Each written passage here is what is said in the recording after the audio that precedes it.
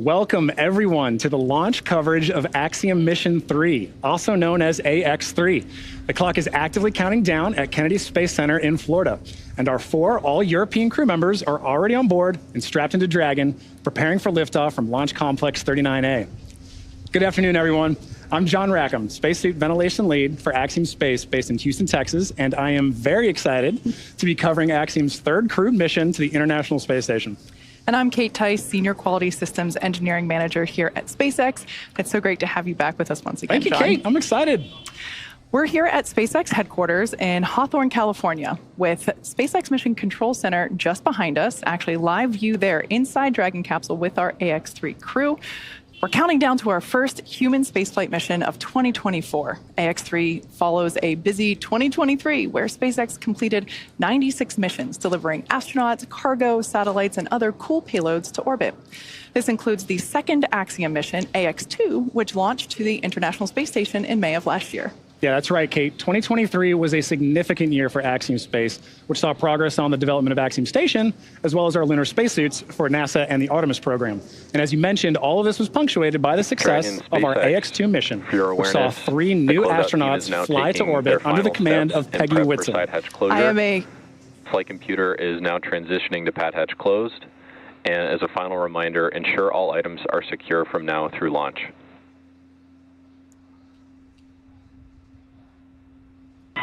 Copy all, Jake, and please thank the advanced team and the closeout team for their fine work today. You got it, Mike. I'll relay the message.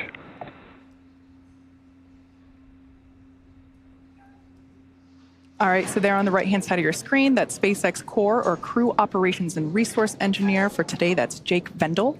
We'll be hearing him communicate with the crew quite often today, as he is the primary voice to the crew, both while they are in space as well as still on the ground, as we see them here. That's a live view between our commander, Michael López-Alegría, and our pilot, Walter Villadei, there on the left-hand side of your screen. So, John, you were talking about Peggy Whitson. I am a big fan of Peggy, and it was just so awesome to see her in the commander's chair for that AX-2 mission. I know, I'm super excited as well, Kate. So, you were talking there about the core. Let's go ahead and take a look at our crew who's on Dragon today.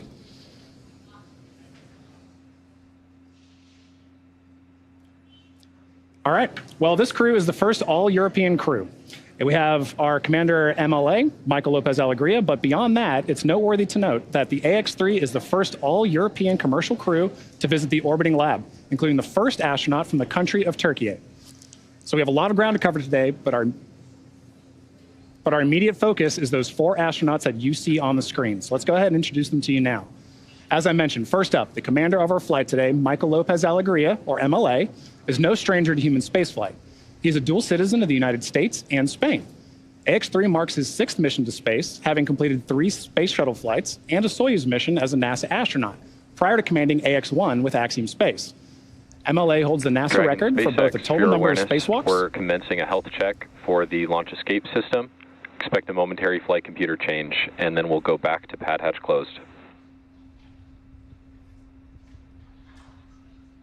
Good copy, Jake.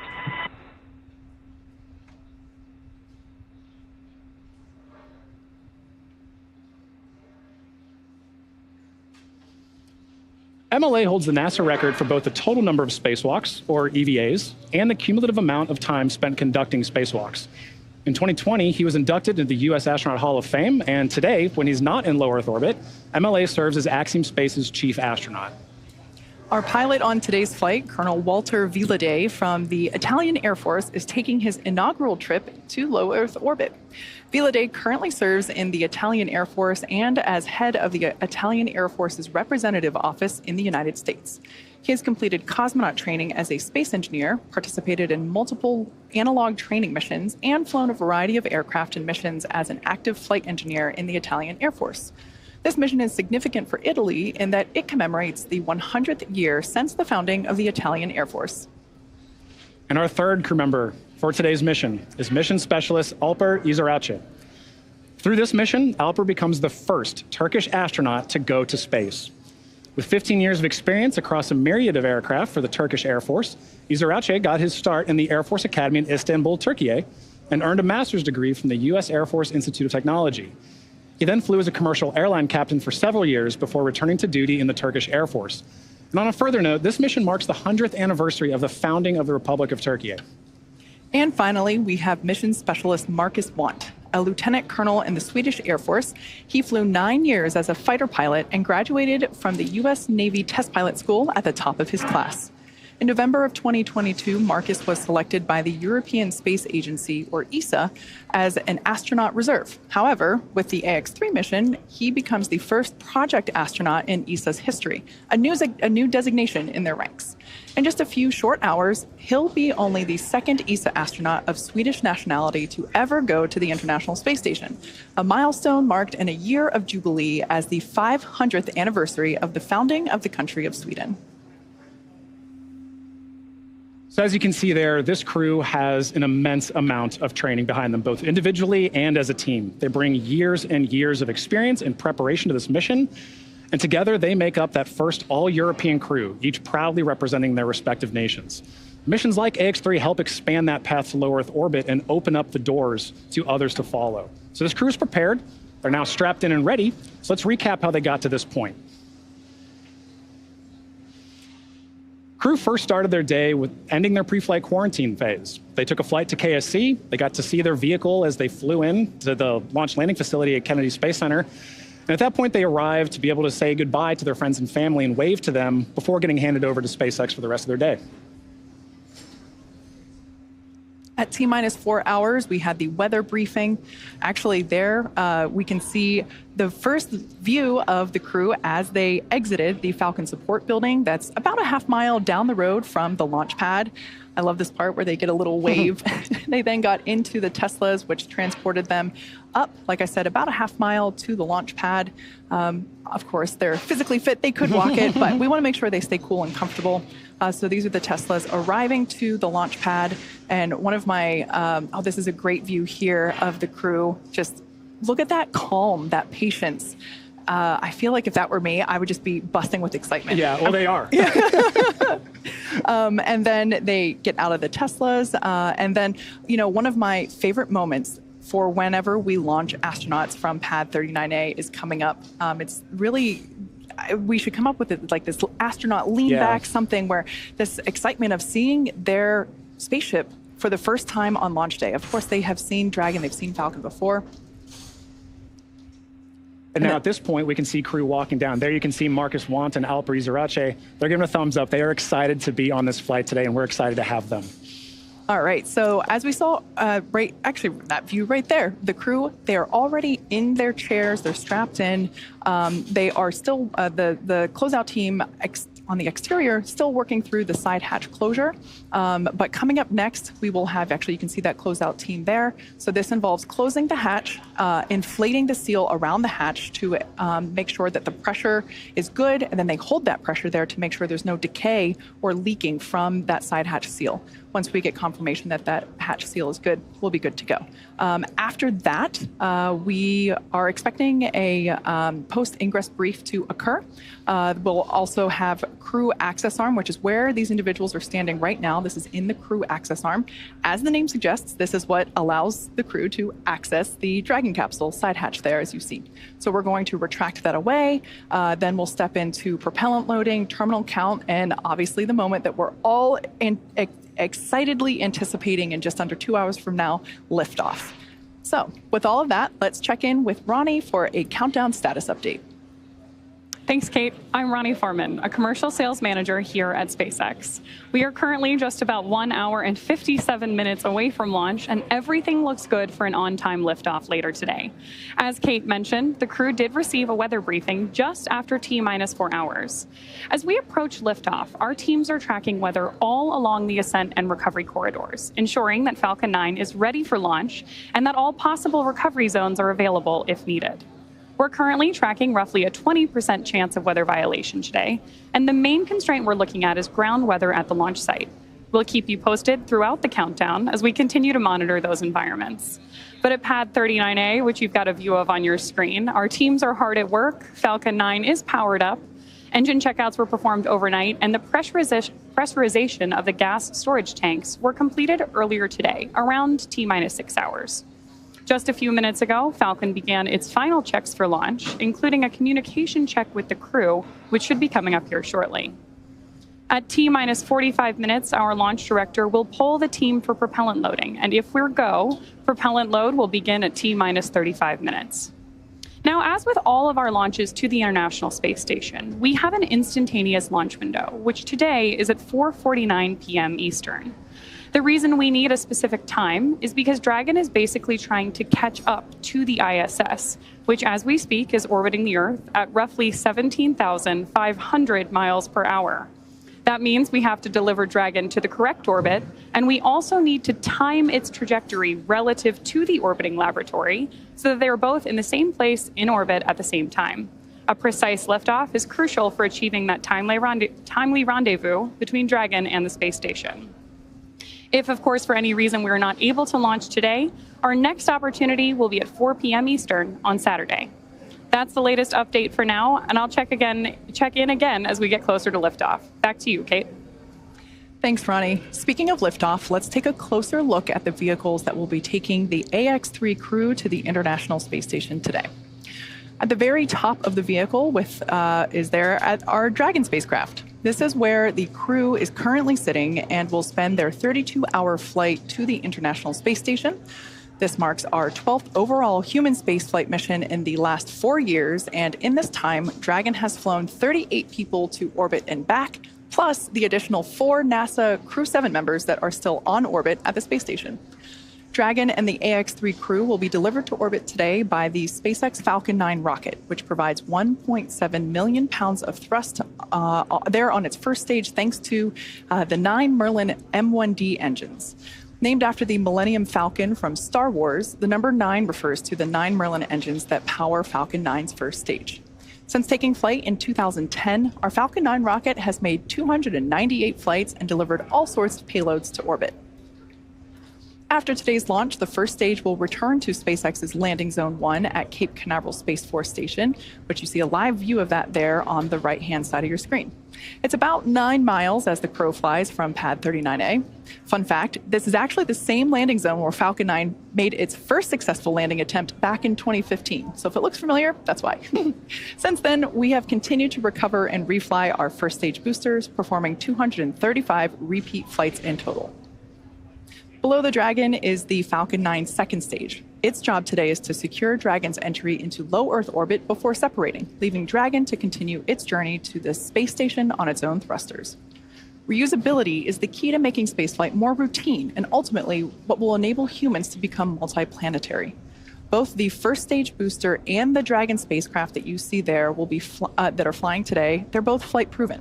The first stage has supported 4 previous missions, while this Dragon capsule has supported 2 previous missions.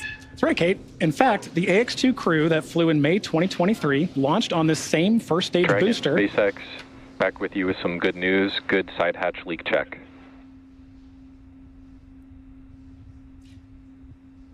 Copy all. Thanks, Jake.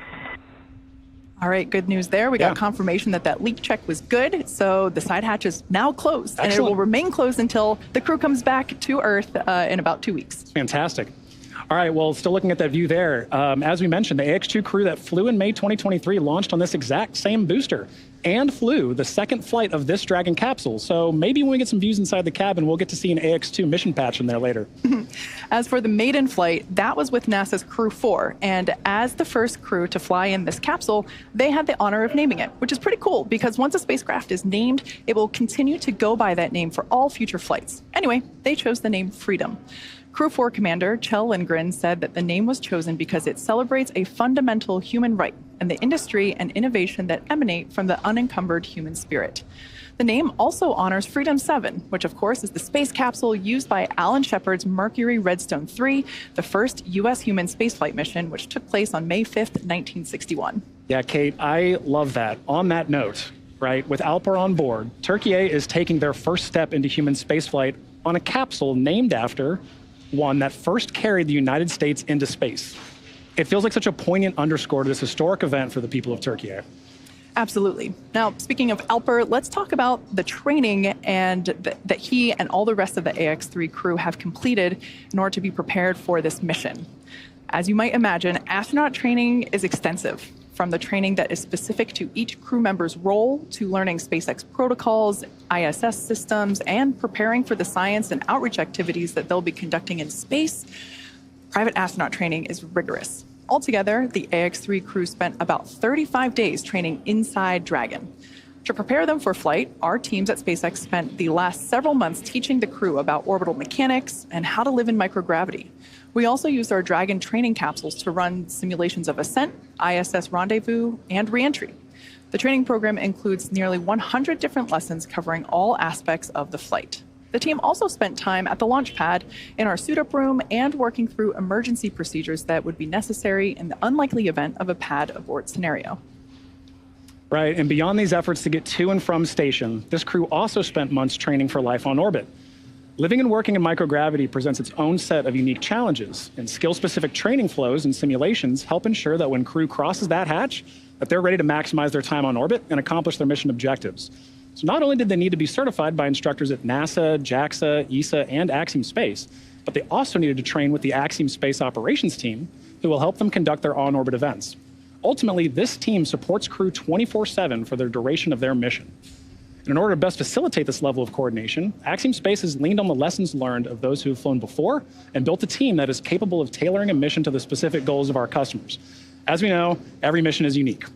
For AX-3, the Italian Air Force, the Turkish Space Agency, and ESA each have their own specific mission objectives for their respective crew members, and together, we are ready to ensure that they meet those goals. Here's a look at what it takes to pull off all the training and rehearsals together to facilitate a successful Axiom mission. The intention is to open access to space. What we're built for is to do that. Suddenly, kids in Turkey might see the world differently, and they might see their possibilities of what they can do with their lives differently because they see a countryman flying in space. We want to enable outreach events. We want to enable science. And part of that is having the support personnel on the ground to be there in real time, working with the astronauts as they go and execute those specific things. So this is the Axiom Mission Control Center, or we like to call it MCCA. And this is built to allow the Axiom Flight Controller team to execute private astronaut missions. We also give our customers the ability to follow along a mission by either providing them voice or video and to participate in the mission. Crew starts about 8 months out from their mission. We do onboarding at Axiom to show them what our team's all about, introduce them to all the people that are going to be helping them on their journey. And then for the next few months, they go between NASA training centers and JAXA and ESA and our vehicle provider. It's a bit of putting pedal to the metal immediately once they get here, and then they're literally shot from a rocket. 2, 1, and liftoff. Go Axiom. We're looking at folks who have medical backgrounds that may not have been flown in the past, which is quite a challenge for the medical team, but at the same time is very satisfying. The thing that drives me is knowing that maybe one day, based on some of the work that I'm doing, one of my kids can go to space, or any of these kids that are watching the launches eyes wide, maybe they have minor medical issues or major medical issues that they think right now precludes them from becoming an astronaut, and that might not be true in 5, 10, 15 years down the line. We are actually in a very exciting stage because we are dialing in and getting comfortable with our short duration missions. And now we're moving towards how do we live in space in our own Axiom module, and how do we eventually separate our own station. We're very excited about the opportunity to be part of that and excited about being able to really shape that. And I think Axiom Space is shaping how the global space community is getting space.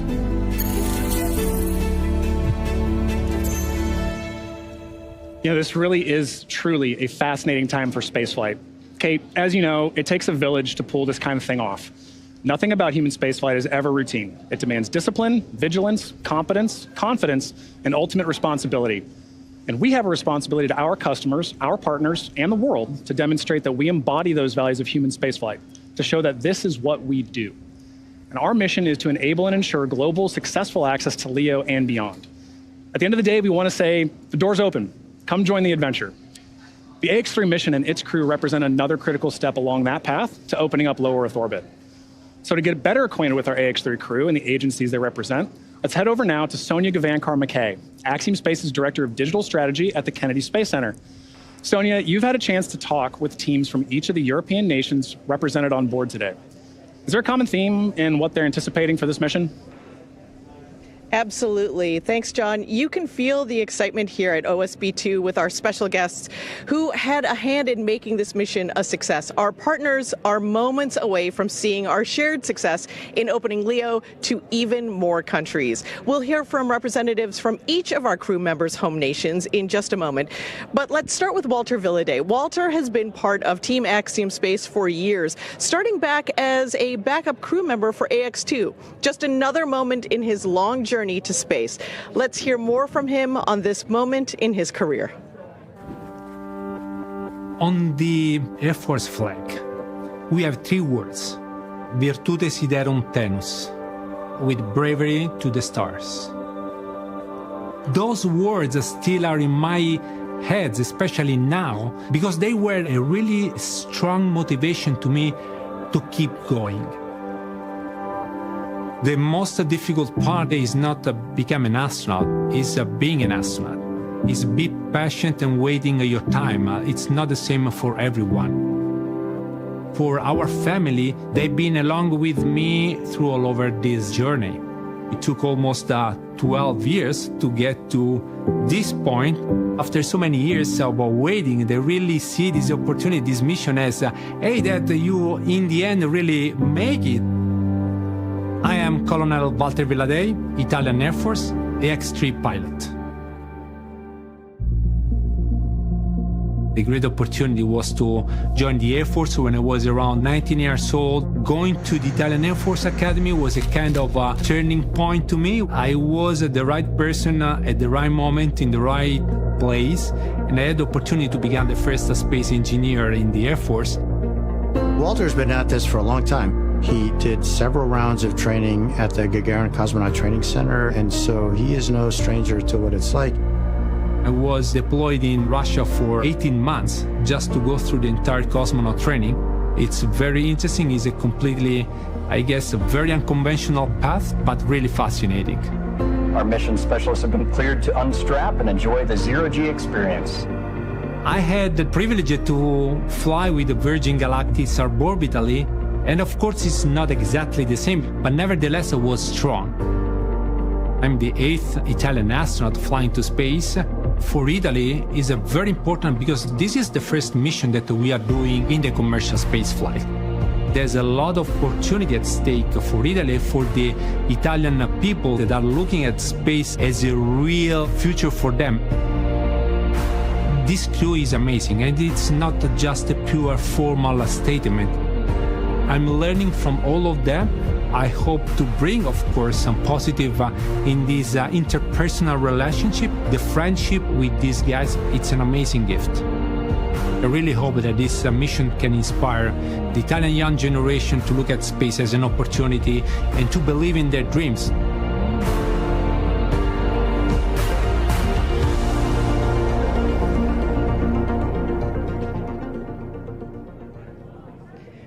I'm joined now by Colonel Domenico Antonacci, who is here with the Italian Air Force Space General Office. Thank you so much for joining us. The relationship between Italy and Axiom Space goes so far. We've been partners for a long time. Thales Alenia Space is building our shells for the Axiom Station modules. Tell me a little bit about why this mission is happening now and what you're looking forward to in the success. Yes, thank you. Very nice to be here. The paradigm has changed. The reason for what we access the space today is not the same that was in the past. As a Ministry of Defense in Italy, and especially the Italian Air Force, more than 15 years ago, we started to take care of what is the human space flight, especially we had the Italian Air Force involved in what is the research in space. So this process comes back from so a long time, and after that, a few years later, we did an agreement with the Italian Space Agency, and it was at that point that we were looking to, after the 2011 with the space shuttle retirement, we were looking at what was the future. So the ideas we had back at that time proved to be really innovative today. That's great that you're taking advantage of these opportunities. What are the goals for space right now? What are the Italian goals in space? The Italian goals, the Ministry of Defense or the Air Force are the same as the government goals. What we do, we not only are looking at the research part, that for sure is one of our priority. As you know, AX-3 mission as a big part of the experiments are brought by Italy. Also, what we are trying to do here is to having the defense, in this particular case, leading not only the enterprises in Italy to give them an opportunity to be part of the space economy, but also other government organizations. So with us, for example, the Italian Space Agency is our big partner for research, and not only that, also very small business and the largest business we have in Italy. Research and the research portfolio that the Italians are doing, that Walter is focused on for this mission, is so impressive. What does it mean for the research community to have that kind of focus during this 14-day mission? You know, it's not easy to take research to space, so we are really proud to give the opportunity to big part of Italy, not only, like I said, not only the enterprises, and is not only, in this case, the Ministry of Defense. Walter, for sure, is an Italian Air Force guy, so he's in the Ministry of Defense. With us, a lot of other government agencies have been working with us. All together for the research that Walter will be executing in the next day. Let me mention a few of those, the principals that work with us. For example, the Ministry of Agriculture and the Food Sovereignty and Forestry. Also the Ministry of Enterprises and Made in Italy was part among our partnerships. And like I said, also for the research part, we have been working close together with the Italian Space Agency. That's wonderful. And Walter brings that focus of a pilot now to the research that he's going to be doing in low Earth orbit. Congratulations on this milestone in your history, celebrating the years of the Italian Air Force. This is an exciting time. Thank you for being here. Thank you to the entire Italian contingent for celebrating with us. Just a couple of moments, we'll be really celebrating. Thank you, and go Walter and go AX-3. Thank you so much. Stay right there. We're going to now turn over to meet some folks over on Marcus's team. Our next crew member to highlight is the first ESA project astronaut in history. You can see how Marcus was selected for this mission. He doesn't do anything halfway. When he goes after something, he's all in. And right now, his sights are set on space. Before doing a complex or high-risk flight test, I always visualize getting in there, starting up the engine, taxiing out, getting the thrust going, holding the brakes, releasing, feeling the acceleration and lift off. This time that will be the same. Going into the Dragon capsule, sitting there, having all that force working and pushing us away from Earth up into space. It's going to be a very strong feeling, I believe. That's something I'm really looking forward to. That's going to be awesome. As soon as I met him, I was struck by his persona. Marcus is very technically competent, and he has great interpersonal skills. He went to the U.S. Naval Test Pilot School, finished first in his class, which is not something I could say. He's a wonderful guy, so joyful, so extrovert. I'm so happy to have him as my counterpart. Marcus is just like a brother to me. On top of that, Marcus is a fellow Scandinavian, which already qualifies him in my book. Doing my time in the Army and going to university, studying to become an engineer, I figured that if I'm going to do it, why not do it full out? When I start doing something, I build a very big interest of what I'm doing, and I kind of become passionate about it. I guess the thoughts about being an astronaut has been there on and off, as many dreams. I just figured it required an extreme amount of luck. European Space Agency needed new astronauts. That does not happen very often. Luckily, my wife saw this ad where they called for astronauts. I saw that a couple of 100,000 people had looked at that page, so okay, this is highly unlikely or nearly impossible, but not impossible, so why not? And then I applied, and it turned out that it worked out. Marcus is one of ESA's new project astronauts, which means that he's been hired to take advantage of these new exciting opportunities that commercial spaceflight offers us.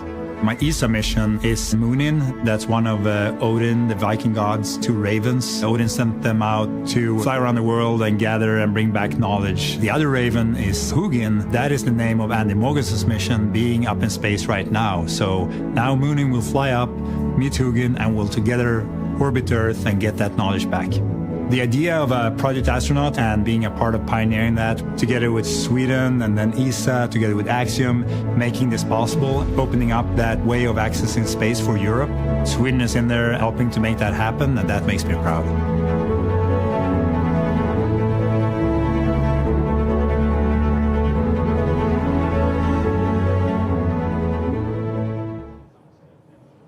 I'm joined now by Daniel Neunschwander, Director of Human and Robotic Programs for ESA. Welcome, another exciting moment and milestone in Swedish history and ESA history. ESA just launched this reserve astronaut program. Tell us why that was something that you augmented your programming with and what it's done for the success of ESA. So, good afternoon to all. First, these reserve astronauts are in fact talents which are set in a pool who have been selected out of over 22,000 applications, and when the opportunity arises, they can become project astronaut, as Marcus today. And I'm really excited because it allows us to do more space activities. It allows us to serve ultimately more member states of the European Space Agency. So as a reserve astronaut, Marcus had like a 2-year window, right? This is very fast to be going up into space. What was that timeline like for ESA and for Marcus? So first, let's recall, he has been selected in November 2022. We are now in January 24. It hasn't even been 2 years, right? Space Center. It's 1 year and 3 months. Yeah. It's so exciting. I think it shows that we can really be fast. We can really be fast when we want. I should also thank all the actors who made it happen, because it really required an alignment of the planets, literally. Let me first start by thanking Sweden, who took the decision to finance this mission. Let me thank industry, who made it happen, Axiom notably, but ultimately also my team, because there is also a big scientific program behind the mission of Marcus. Yes. And his training for him, and it was a game changer, and I'm happy to be here today. Well, let's talk about that game-changing research. He has 14 days on this mission, very aggressive portfolio that he's going to be chasing to make sure that he's doing all that. Tell us some about those goals, some of those projects he's working on, and what ESA's looking forward to when he comes back. So first and above all, our main objective is to bring forward science very clearly. We have multiple disciplines here. It starts, for example, with bone health. To give you one example, it goes then over to technology demonstrators. So we really cover our different disciplines: human physiology, biology, material science, up to techno demonstration. So I think this is really a very nice program.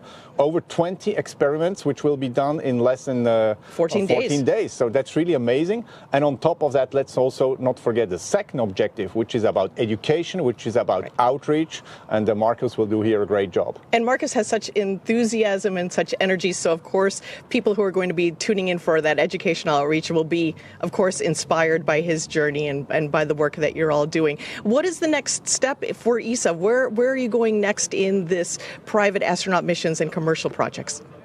So first, above all, Marcus is already inspirational for all our colleagues, for people who work with him before he have even launched to space, and he will, of course, touch much more future generations when he comes back and can share with us his real experience in space. That's really the big difference. And then in terms of commercial activities, we are really stepping up significantly our work at the European Space Agency.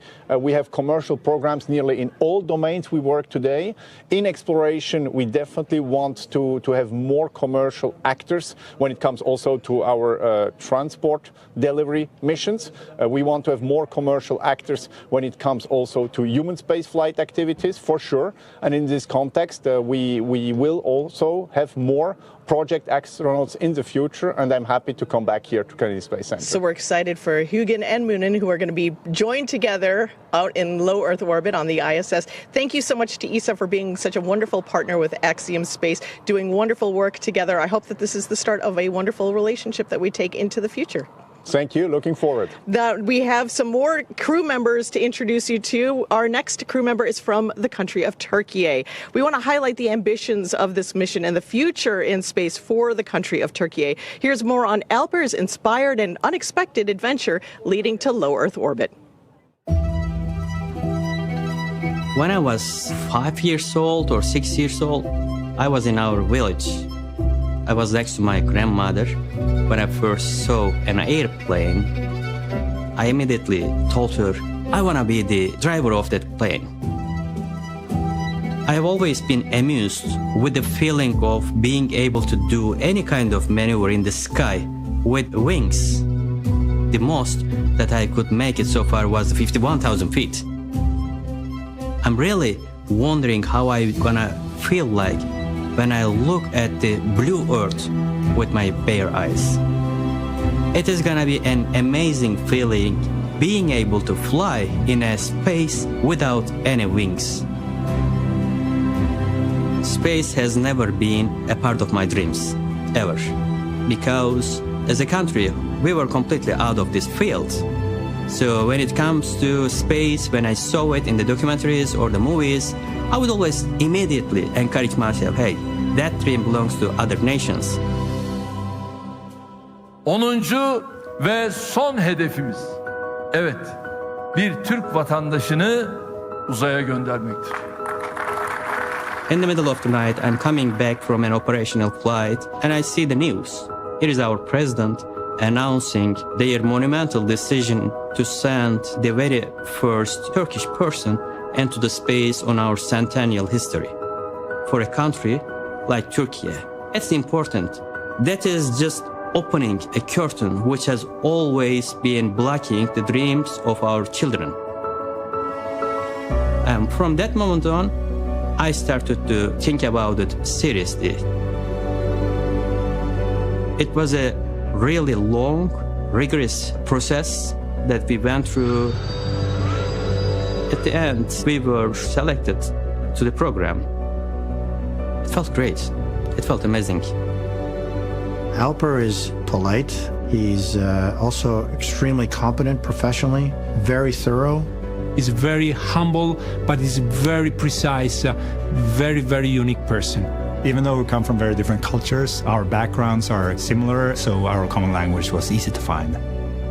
My name is not important. The important thing for the people is to remember that their country has been determined enough to be able to step into the future, to be able to dream not to the limits of the sky, but deep into space.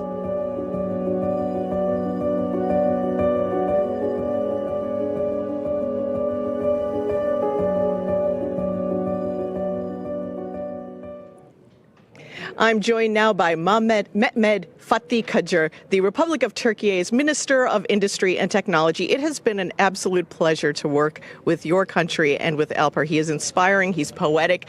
Tell us about this mission and what it means for all of the country of Türkiye. Actually, this is a very historic and proud moment for our country, and it's also a testament to our nation's advancement in science and technology. It's the first manned space mission of our country, and I think that this is not only a significant milestone in the history of our country, but also a very strong source of inspiration for Turkish children and youth. Now, the country of Türkiye has been involved in human spaceflight in the research category for over 30 years. You've been doing all this aggressive research in space and low Earth orbit. Tell me about the research that Alper is going to be continuing and what kind of portfolio of opportunities that you're going to be working on over the next 14 days. Actually, as Turkey, we are very experienced in space technologies. We are developing and manufacturing our own satellites, our own observation, and also communication satellites. And also we can develop and produce the rockets to reach the space. But when it comes to manned space missions, it's now the very first time for us. And this mission will be also a scientific mission. Alper Gezeravcı will conduct 13 different scientific experiments at ISS. All experiments are prepared by Turkish scientists, and we think that those scientific experiments will serve the scientific literature in the world.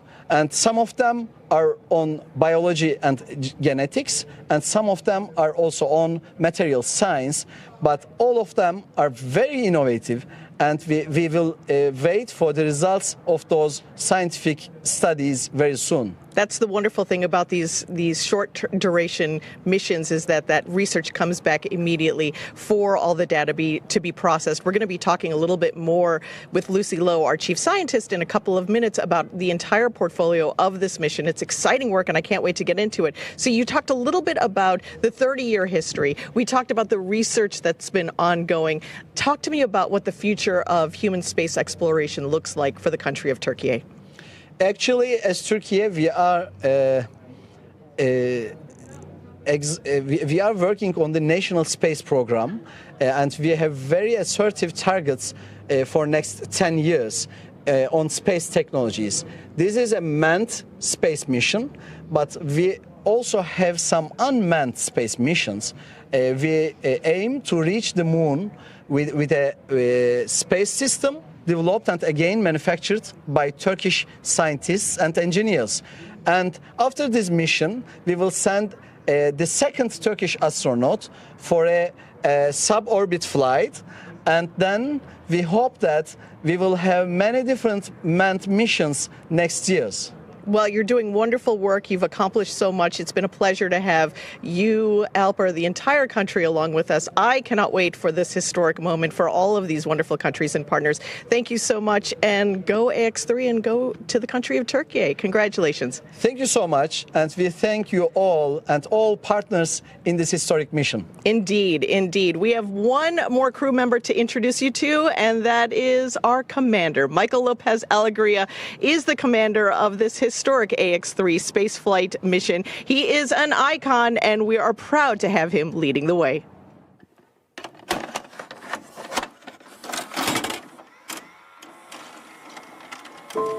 I feel truly blessed and lucky to have had this career path.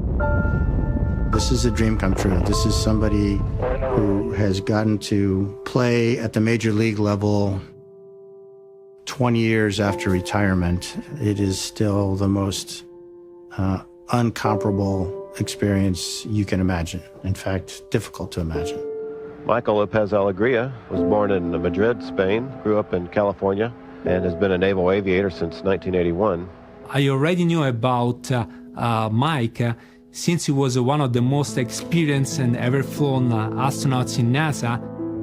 Being super experienced, still being humble and very keyed in on listening on what the crew needs. To fly with him, and even more important, to learn from him, it's a huge opportunity. This being an all-military crew, having someone that's keeping that down a little bit, keeping it a little bit informal, is very important. We are so lucky, we are so privileged to have the most experienced person of NASA and its history to be leading in our mission. 3, 2, 1. Ignition. Stop. Go Falcon, go Dragon. Godspeed, Axiom 1. I think it's my duty to try to warn them about what it's going to feel like, especially physiologically, because I want them to be prepared for that. But as far as the experience goes, I just want them to have it. To soak it up and let it go through their pores and feel what it's like. The AX-3 guys are super solid. I am learning alongside them. We're learning together as a crew. I want them to feel like we're all in this together. I think we're constantly redefining access to low Earth orbit, and we do that by opening the door to individuals, but also to nations who, like Turkey, have never had an astronaut in their history. These are important steps. They're great milestones in really opening the aperture to allow more people, more researchers, more institutions have access to space. I'm Michael López-Alegría, and I'm commander of AX-3.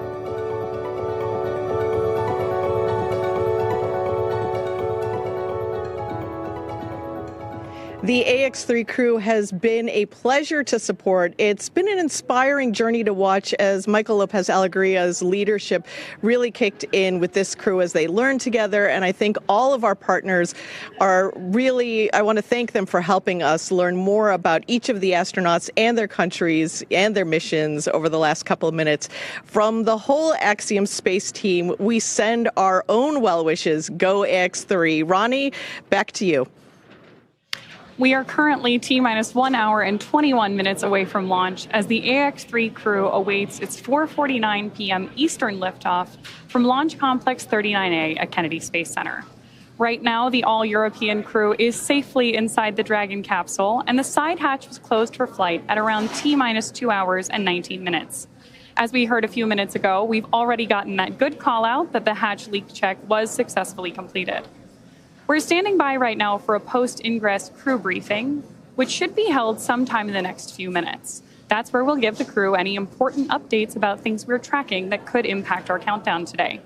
But the good news is that weather continues to be go for launch and any contingencies if needed.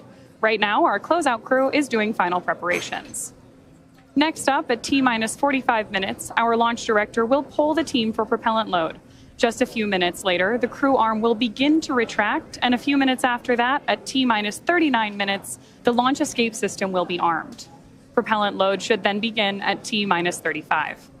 So far, it has been a smooth countdown, and everything is on track for an on-time liftoff a little bit more than an hour from now. With that update, I'll hand it back to you, John. Thanks a lot, Ronnie. Well, Kate, as we watched the video earlier and we heard, this mission really represents 3 very different paths to this moment for this whole crew. But yet, here all of them are in their final preparations for an entirely new journey, both personally, professionally, and culturally. Quite honestly, I don't think missions like this ever get old for me. Yeah, I mean, how can they? Every crew is a different team, and every team has their own dynamics. And it's just incredible to see how people that were 4 strangers come together and be such a close-knit, really, flight family. Yeah, and watching their interviews together, too, you can see that they're prepared, but they're also so humble. And I think that's what's really appealing about this and inspiring about this is it's not about them individually. It's about the team and what they represent for their countries and what they're doing on orbit. So while they're looking at that work doing on orbit, we know that a lot of that is training for their research, right? That really puts into sharp focus just what all this preparation has been for. Training the crew to conduct their research efforts is one piece of this puzzle. But another aspect to a successful spaceflight mission is the effort behind the scenes. Preparing the research payloads, writing the procedures, and coordinating all of the logistics for that research to be loaded and flown to space. To be successful, that entire effort requires an army of dedicated and talented team members. For organizations considering a research study in microgravity, or for entities looking to demonstrate a new capability off-planet, Axiom Space is built to do just that. We're a company that's focused not just on flying people, but really creating the markets, creating the products, creating the services, creating the reasons to be in space. And when you provide that access, you say, what is it that you need in space? We can help you get that. Axiom's objective is to increase access to countries and people and investigators to go to orbit. We want to have more folks interested in commercializing space, to actually use it as a tool and develop products that might be used here on Earth. We can do all the research certification, all the research preparation work that's needed. We can do the integration for those payloads, which means that you get all of the hardware and the software and the crew procedures and the crew training together. We can do the cargo services, where you pack everything in kits so that when the crew opens them on orbit, they have everything they need for a certain project. We have some amazing partners that we're working with. National Stem Cell Foundation is actually doing research on Parkinson's and MS. The Sanford Stem Cell Institute is doing tumor organoid research. Our ability to really accelerate the development of those proof of concept studies provides an opportunity for us to help people see science from a completely different perspective and to really do things with more flexibility and get as much science as we possibly can out of each one of these missions. These are the differences that we're seeing with commercial space stations and private astronaut missions. When I think of building commercial markets in low Earth orbit, we're really expanding the definition of global to include 250 miles up. We are doing it now. We are operating. We are opening up access to space. But the future is going to require us to take even more steps, and we've got a head start on all of that with all these missions that we're doing now. Today it's a few nations, tomorrow it should be many nations. And it should be a diverse ecosystem just like it is on Earth today.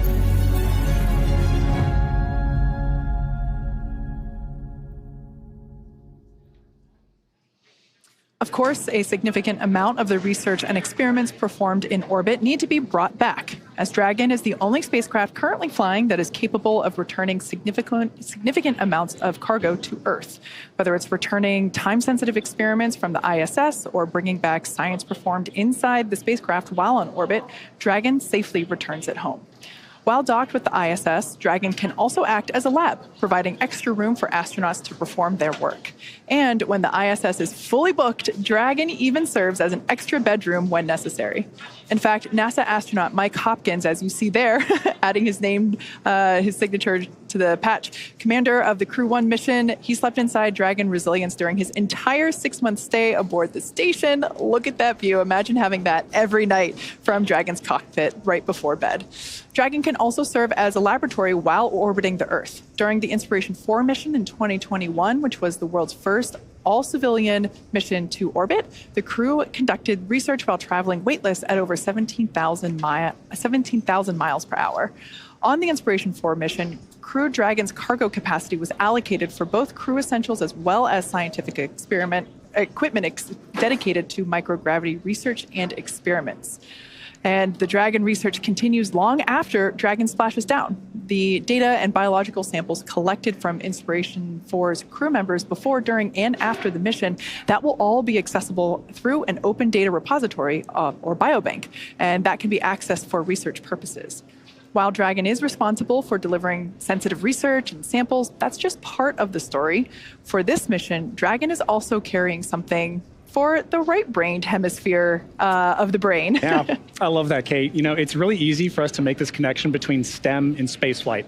But over the last few years, we've been seeing a shift, right, from just STEM to also STEAM. And that includes the arts. We're putting more emphasis on those things that are so human. So today's teachers, you know, they have to teach the values of both the importance of arts and engineering, because arts will always have a place in space. It's an essential element of culture, an essential element of exploration. Absolutely. So for this mission, SpaceX, for your awareness, closeout team has departed the crew arm.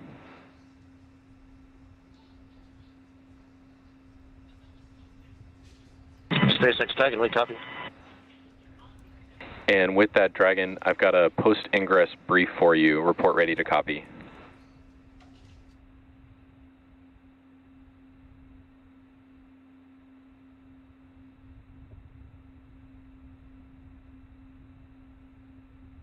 Ready to copy.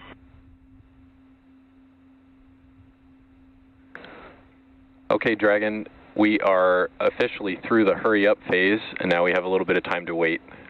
Clock is at T-minus 113 and counting. Dragon and Falcon systems continue to look healthy, and vehicles are ready for a launch attempt today. Weather continues to look great, and we'll keep you updated if anything changes. How copy so far? Very pleased to copy all so far, Jake. Okay, I do have one item for you looking ahead in the timeline to the first Dragon burn on orbit. That's the phase burn at 22:33 Zulu. I have some info you might want to record. Report ready to copy. Ready to copy. Okay, For your awareness, we have a TDRS gap starting at 2225. That's 11 minutes before the phase burn, and it ends at the same time the burn ends. That's 2242. The impact is that we in Hawthorne will not have live data or comms during the burn. That said, pending successful on-orbit Draco checkouts, we will be taking the burn and will rely on onboard vehicle automation to halt the burn if necessary. After the burn, we'll get a data dump and catch back up with the vehicle. It's not unprecedented in our flight history to not have data during the burn, but I'm letting you know. How copy? Okay, give us a minute here, Jake. Sure thing, and let me know if you'd like any of that repeated.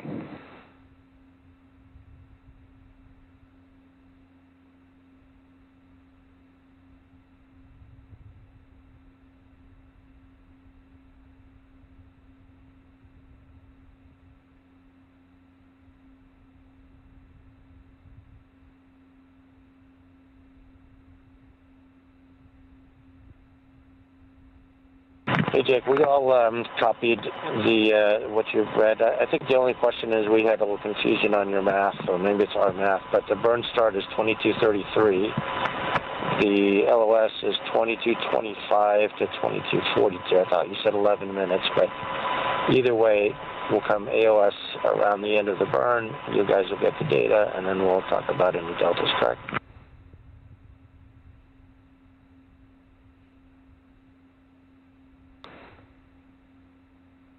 Okay, I understand the confusion. I called burn start 2233. It is actually 2236. That's my mistake, and explains the 11-minute gap then between 25 and 36. Yep, all clear now. Thanks. Okay, that's all I had. Any questions from the crew here for the team in Hawthorne? No questions. Copy all.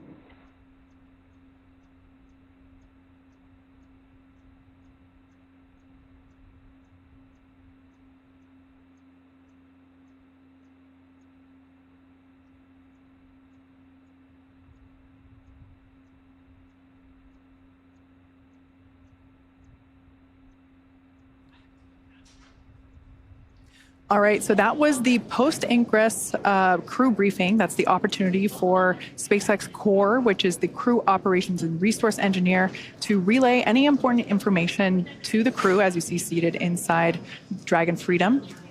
We do this every launch, and that was actually a great example of why we do this and like the structure of those briefs and communication. So RP1 bleed has started. Jake Vendel, the SpaceX Core today basically was saying really good news. Everything is looking healthy on both vehicles, Falcon 9 and Dragon, and the weather looks great. Like, that is music to our ears on launch day. He also gave the crew an update on the timeline regarding an expected loss of signal right around the phase burn, which is one of the burns that Dragon performs in order to reach the International Space Station. And you heard Core say, how copy? And then crew basically processed that information and said, wait a minute, we have a question. And so I thought that was a really good example of why we do what we do whenever we have these back and forths, because sometimes something gets misread or something is not understood. And it's absolutely critical that we have clear communication to make sure that everybody is on the same page and is expected. So all in all, really good post-ingress brief. Like I said, all music to our ears. So everything is looking good for our liftoff in just under 1 hour. And let's see, we're looking at 1 hour, 8 minutes, and 45 seconds. That's a perfect recap, Kate. You know, for something like that, that really emphasizes how we're going to get into the future together, into low Earth orbit and beyond, right? So for Axiom Space, our future is Axiom Station. In the last few years, our team has grown from a few hundred engineers to now over 1,000. Our designs have gone from concept to mock-ups to the machining of flight hardware. So here's how our future is taking shape. There's sort of two philosophies in aerospace. One is you sit around and you think about requirements and you think about what you want to build. Or you build something, you test it, you figure out what works, you build another generation. We really believe at Axiom Space, the path to building something that doesn't exist in the world is you've got to start building prototypes. We sit and think about what we want to build for a little bit, but then we just go build the thing, test the thing, fire the engine. Our role really is to lead the way. A year ago, walking into this facility, you didn't see nearly as much hardware as you see today. Full-scale mock-ups, training hardware, flight hardware. Axiom was created to build a space station, and that's exactly what this team is doing.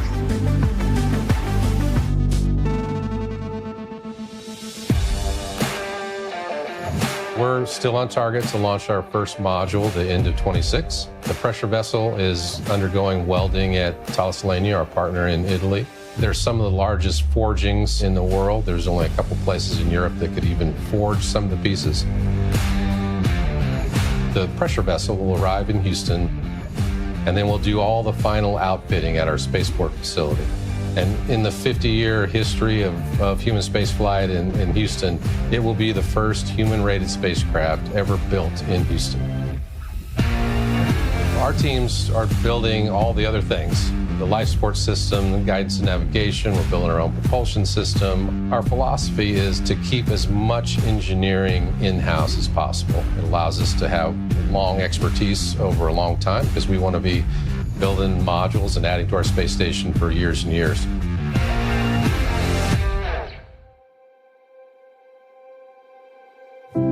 Through our station, we will open up low Earth orbit to the world, to explore, to travel, to complete science in space and beyond.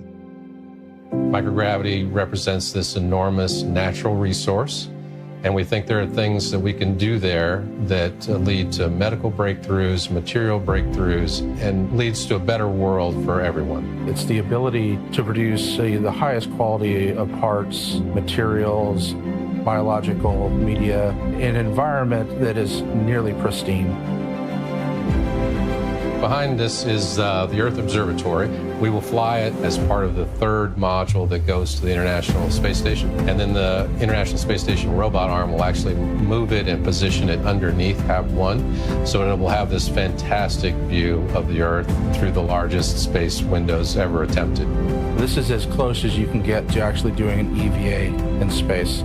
We talk about the overview effect, where crews come back and see the world in a different sense than they did before. And I think this is where you can really contemplate that whole experience. AX-3 is one of those learning opportunities for a multinational crew to work together in space. This is exactly how we envision Axiom Station to operate, where you have people from all over the world experiencing life as a community in space. Every morning when I walk into this building, I'm inspired by the work this team is completing. It's just a wonderful feeling seeing so many people excited about the prospect of launching the first commercial space station.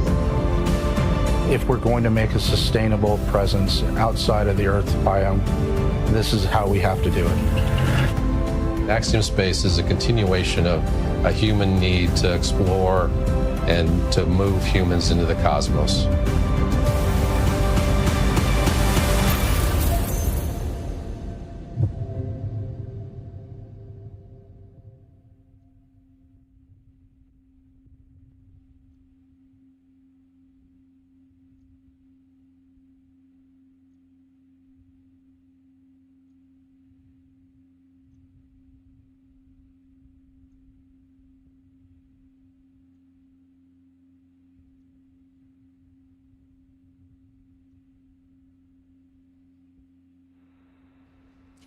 For those of you that have recently tuned into our webcast, we are now 1 hour, 3 minutes, and 45 seconds away from the launch of the Axiom 3 crew to the International Space Station.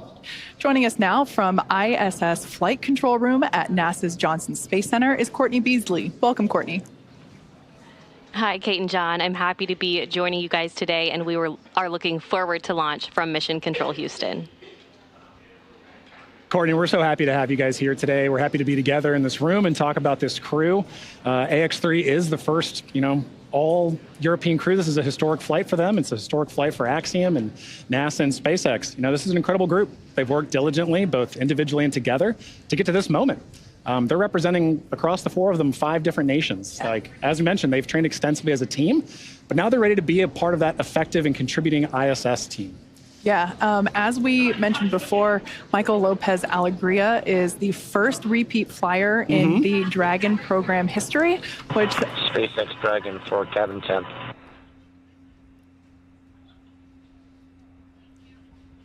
Dragon SpaceX, I think that was for cabin fan. Go ahead.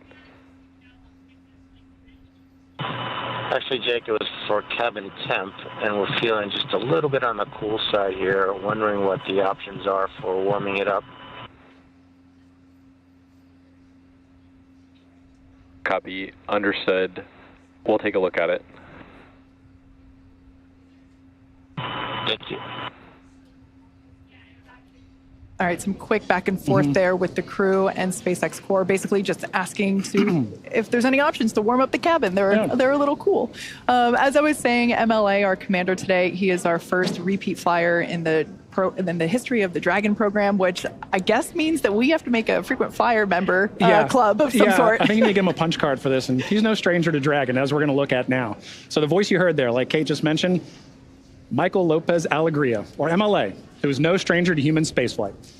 He's actually a dual citizen of the United States and Spain, and AX-3 marks his 6th mission to space, having completed 3 space shuttle flights and a Soyuz mission as a NASA astronaut, prior to commanding AX-1 with Axiom Space. MLA holds the NASA record for both the total number of spacewalks and the cumulative amount of time spent conducting spacewalks. In 2020, he was inducted into the U.S. Astronaut Hall of Fame, and today, when he's not in low Earth orbit, MLA serves as Axiom Space's chief astronaut. Our pilot on today's flight, Walter Villadei, is from the Italian Air Force and is taking his inaugural trip to low Earth orbit. Villadei currently serves in the Italian Air Force and as head of the Italian Air Force's representative office in the United States. He has completed cosmonaut training as a space engineer, participated in multiple analog training. Dragon SpaceX, for a different topic, we are about to send a command to cycle the orbit tank ISO valves to equalize low flow pressure. You should hear it. How copy? Okay, we copy. We're standing by.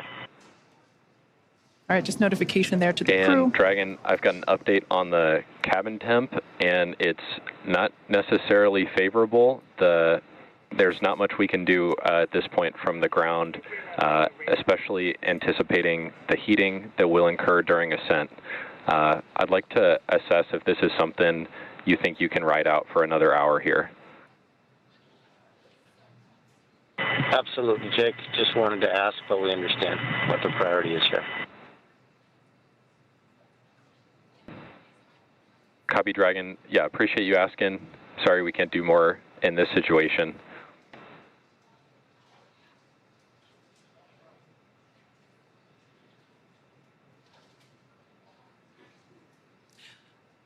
Back to Walter. He has completed cosmonaut training as a space engineer, participated in multiple analog training missions, and flown a variety of aircraft and missions as an active flight engineer in the Italian Air Force. This mission is significant for Italy in that it commemorates the 100th year since the founding of the Italian Air Force. Now, our third crew member for today's mission is mission specialist Alper Gezeravcı. Through this mission, Alper becomes the first Turkish astronaut to go to space. With 15 years of experience across a myriad of aircraft for the Turkish Air Force, Gezeravcı got his start in the Air Force Academy in Istanbul, Türkiye, and earned a master's degree from the U.S. Air Force Institute of Technology. He then flew as a commercial airline captain for several years before returning to duty in the Turkish Air Force. This mission also marks the 100th anniversary of the founding of the Republic of Türkiye. And finally, we have mission specialist Marcus Wandt, a lieutenant colonel in the Swedish Air Force who flew 9 years as a fighter pilot and graduated from the U.S. Navy Test Pilot School at the top of his class. In November of 2022, Marcus was selected by the European Space Agency as an astronaut reserve. However, with this mission, AX-3, he becomes the first project astronaut in ESA's history, a new designation within their ranks. In just a few short hours, he'll be only the second ESA astronaut of Swedish nationality to ever go to the International Space Station, a milestone marked in a year of jubilee as the 500th anniversary of the founding of the country of Sweden. So that is the AX-3 crew. We are now under an hour until liftoff. We're at T-minus 58 minutes and 10 seconds, and they're going to be heading to the International Space Station.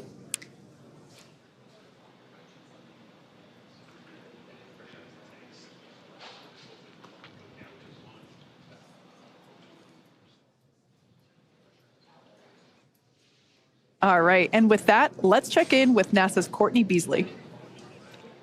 Thanks, Kate. I'm here in the International Space Station Flight Control Room at NASA's Johnson Space Center, where teams staff this room around the clock to monitor the crew and systems aboard the orbiting laboratory. And today, they're ensuring that the station is ready to receive Dragon and the AX-3 crew. Since NASA opened up the space station for commercial activity in 2019, the agency has continued to work with private industry to prepare for the future of low Earth orbit. Now, NASA's long-term goal is to no longer be a provider of low Earth orbit destination, but to be a customer, one of many, purchasing commercially owned and operated services. To ensure this path of tomorrow, we have to work together today. Enabling private astronaut missions on board the space station helps us to refine and mature the processes needed for the future, with NASA astronauts working side by side with private and national astronauts in a new age of science and discovery. And we take this next step together as we continue counting down to launch the AX-3 crew to the International Space Station. Now, it's an incredibly busy time in low Earth orbit and beyond, and NASA wants to scout the moon before returning astronauts. So next month, it will send several science experiments aboard Intuitive Machines' Nova-C lander, which will launch on a Falcon 9 rocket. NASA is working with several American companies to deliver science and technology instruments to the moon through CLPS, the agency's Commercial Lunar Payload Services initiative. One of the companies is Intuitive Machines, which developed and built the Nova-C lander. Nova-C has 6 NASA experiments studying things like how sunlight charges the lunar atmosphere and how dust and gas particles will be affected by the spacecraft's landing on the moon's south pole. Its arrival on the moon would be the first robotic landing for the U.S. since the end of the Apollo program in 1972. CLPS will help NASA understand the moon's environment and available resources ahead of crewed Artemis missions. The program will land the first woman and the first person of color on the lunar surface, and then eventually send astronauts to Mars. That's your Artemis Moon Minute. Nova-C is expected to touch down on the moon next month, and you can watch live coverage of the historic landing on NASA TV and NASA Plus. Now let's check back in with John and Kate in Hawthorne. Thank you so much, Courtney. You know, it's such an exciting future we have to look forward to, and it doesn't really feel that far off. You know, every day behind us, all over the country, back in Houston, there's work happening to bring about this vision. Yeah, that's right. Even as we speak, SpaceX teams are preparing for our upcoming launch of the Intuitive Machines Nova-C lunar lander, known as the IM-1 mission. This will be the first SpaceX-provided launch of NASA's Commercial Lunar Payload Services initiative, a key part of NASA's Artemis lunar exploration efforts. And down at Starbase, Texas, we're continuing to build, test, and fly Starship, the world's most powerful launch vehicle ever developed. It's a fully reusable transportation system that will transform how we access space because it's designed to carry a massive amount of cargo and large numbers of people to Earth orbit, the moon, Mars, and beyond. We completed 2 flight tests last year, one of them you see here on your screen now, and 2024 is lining up to see even more Starships take flight. We're still in the testing phase, but things like flying rapidly, full system reuse, and on-orbit refilling will be key to building and staffing a viable moon base. And right now, we're gearing up for Test Flight 3, currently targeted for sometime in February. We're also building a second Starbase launch tower, which visualization you see there, and that will further increase Starship's flight opportunities. And I love this. This is so cool looking. It's not that far off in the future. With our Starship Human Landing System, or HLS, we're part of the global team with NASA and companies including Axiom Space that will put astronauts back on the moon under the Artemis program. First, we're going to fly, and fly often on flight tests, one of which will be an uncrewed mission all the way to the moon. This will take place before the crewed Artemis 3 mission, which will be the first human expedition of the moon surface since 1972. Also in testing, our engineers are proving out all systems necessary to make a trip to the moon possible, like propulsion, life support, even the elevator that you see here that will take crew and cargo from the Starship hatch down to the lunar surface. It's literally a space elevator. That's awesome, Kate. And in addition to the launch and landing capabilities that you just mentioned, another essential component of the Artemis program is a spacesuit that is capable of executing a wide array of mission objectives. A spacesuit really is a spaceship. It's just a little smaller and in human form. So, in order to develop a lunar spacesuit that meets all of the objectives for Artemis, Axiom Space is building the Axiom Extravehicular Mobility Unit, or Axiom U, back in Houston, Texas. Our next generation spacesuit is built to provide greater flexibility and mobility, allowing astronauts to work on the moon in ways that were not possible 50 years ago. We've also put a strong emphasis on modularity, meaning that the Axiom U suits will support a wide range of body sizes and types. From the hand-built soft goods to the life support, advanced avionics, and communication systems, this entire Axiom U system is built with integrity and care from head to toe. And I'm truly honored to say that I'm a small part of that amazing team.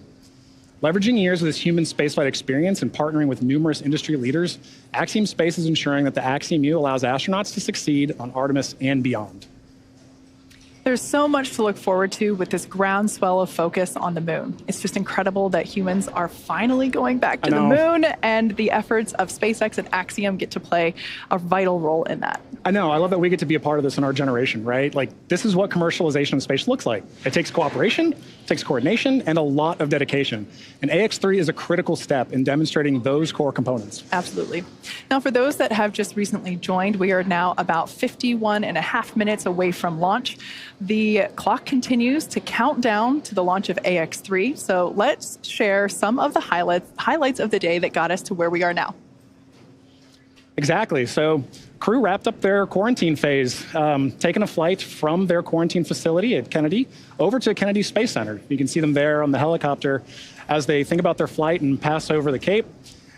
And what I think is really cool about this is they get to see their vehicle from this perspective too as they come in, right? Yeah. And at this point, you know, they're going to touch down, they're thinking about their mission, and then they get to wave to their families. They get to see, they haven't seen them in so long, they get to wave to them, have a final goodbye. And at this point, this is where we really hand over to SpaceX to complete the rest of the day. Yeah, absolutely. Man, look at those smiles. Everyone is excited, as they should be. Yeah.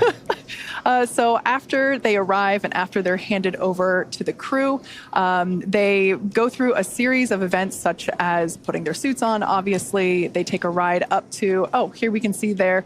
This is the moment where they walked out of the Falcon support building. This is where our SpaceX suit-up room is located. They stand here, do another wave. Really, this was the first opportunity that we got to see the crew in their suits today.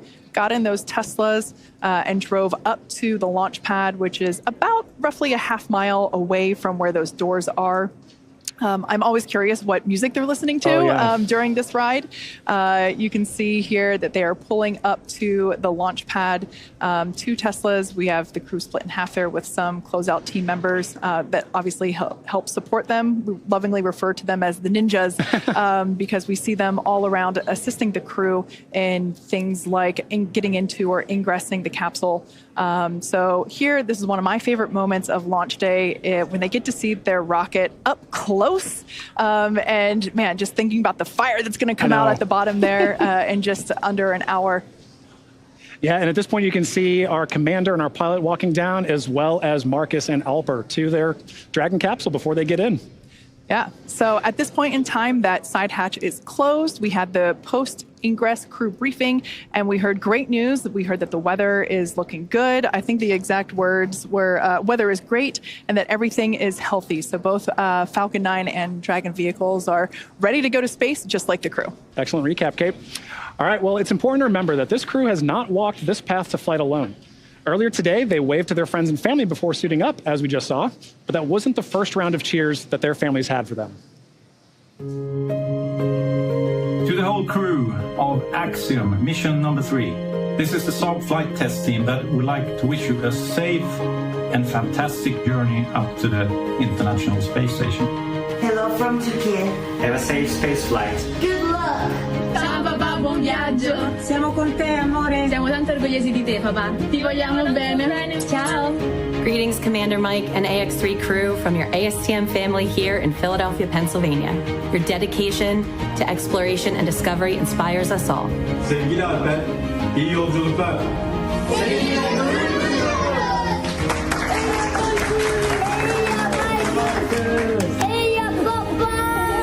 Inno. Rymden!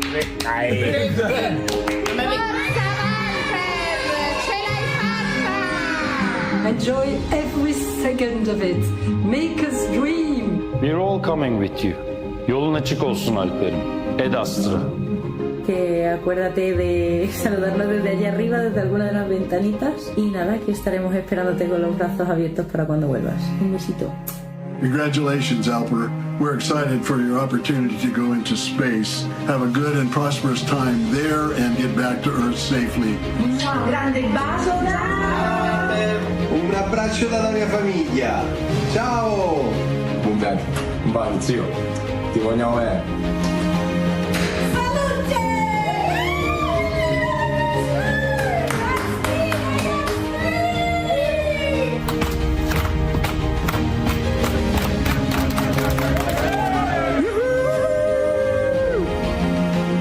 The best of luck and have fun on this life-changing mission. Hey AX-3 crew, listen, you guys are about to have a lot of fun. Be sure you get in the cupola a lot, call home, actually call all your friends, and just be sure you tie your sleeping bag down well. I ended up somewhere else one day. It was a hoot. Anyway, have fun, Ad Astra, enjoy. See you when you get back.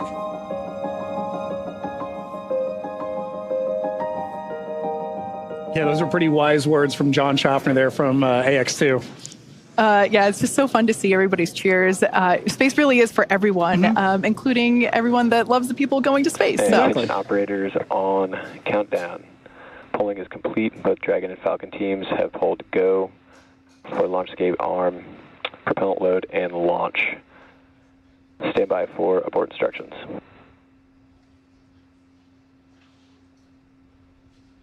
T-minus 45 minutes. Both control rooms go into lockdown and remain in that state until the launch escape system is disarmed. All operators are to remain at their console and maintain a sterile cockpit until MD confirms successful disarming of the launch escape system following orbit insertion or propellant offload in the event of a scrub. For non-urgent no-go conditions, brief the CE or LD and they will approve aborting the countdown. For urgent issues affecting the safety of the operation, operators shall call hold on the countdown net. Launch control will abort the launch auto sequence immediately and proceed into launch abort. At T-minus 10 seconds, launch control will be hands-off and relying on automated abort criteria for the remainder of the count. Operators advise the launch director whether structural breakup or fire is imminent or occurring per Dragon manual escape flight rules. Launch control at this time. You may proceed with arming the crew arm for movement. Launch control copies, proceeding with arming crew arm for movement.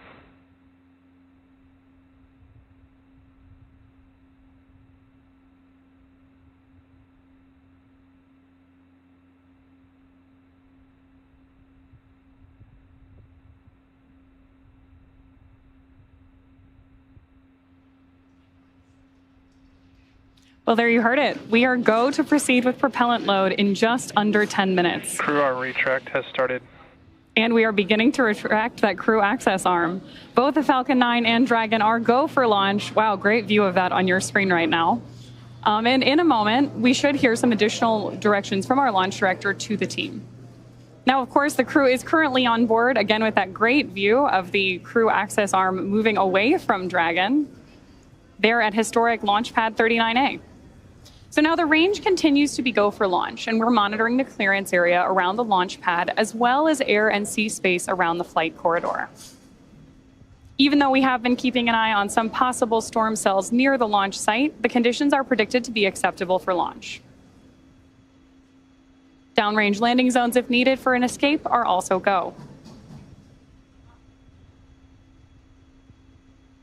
Now, the full retraction of that crew access arm is expected to take about 2 minutes and will be followed almost immediately with the arming of the launch escape system. Crew arm retraction is complete. There is confirmation that that's complete. And with that, I'll hand it back to you, Kate. Thanks, Ronnie. As we heard, the crew access arm is now moved out of the way. It is in its launch configuration. This is one of the last physical changes to the pad that we will see prior to the liftoff of the AX-3 crew. The next milestone that we have coming up will be arming of the launch escape Dragon system. SpaceX, with that, you are go for Section 6, close visors, and arm launch escape system. SpaceX Dragon in work.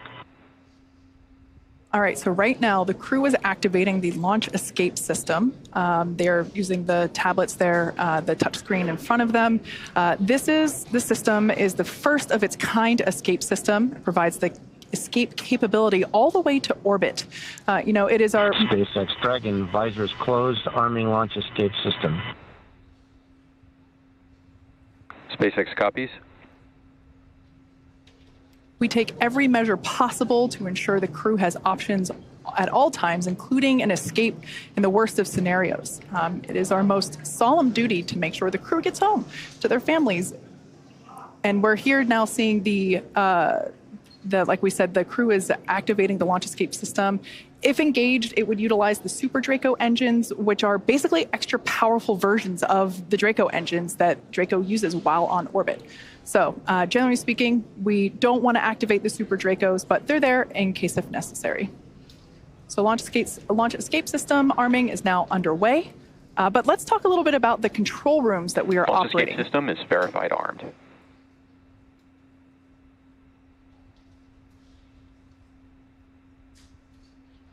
All right, there we heard the call out telling us that that launch escape system is now activated. So here, this is our mission control center here just behind us, actually, at SpaceX headquarters in Hawthorne, California. We also have launch control at Firing Room 4 at Cape Canaveral. That team is responsible for monitoring Falcon 9 throughout the countdown and the launch, whereas here, mission control is responsible for close monitoring of the crew and Dragon every step of the way as the spacecraft orbits the planet along its customized flight path. On console, or on headset, as we say, are a number of key positions who are monitoring the health of the vehicle and the crew. The mission director, call sign MD, as you'll hear out on the nets, that person's responsible for mission success and is in charge of the room. You'll also hear a specific role dedicated to communicating to the AX-3 crew. We've heard from this individual a couple of times already today. This is Jake Vendel today. This is the crew operations and resource engineer, call sign CORE on the nets. The other positions are focused on things like software, propulsion, navigation, avionics, life support systems, and ultimately communications with the ground segments.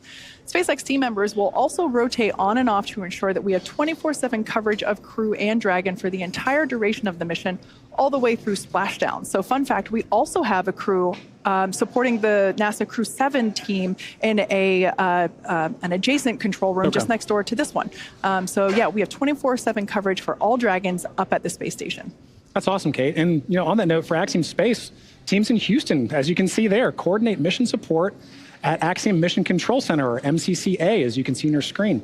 MCCA is an officially certified control center, joining the large network of other control centers, like you just mentioned, Kate, that support ISS from all over the world. From this secure facility, teams have live access to voice, video, data, all of that streaming from the ISS, and can work alongside their NASA counterparts to run on-orbit preparations and monitor every aspect of the mission in real time, 24/7, for the duration of the mission. This room is led by what we call an AXL, or Axiom Operations Lead. And around the room are also additional supporting flight controller positions that are each responsible for different aspects of mission support. That includes things like research, communications, medical, integration and stowage, and timeline operations.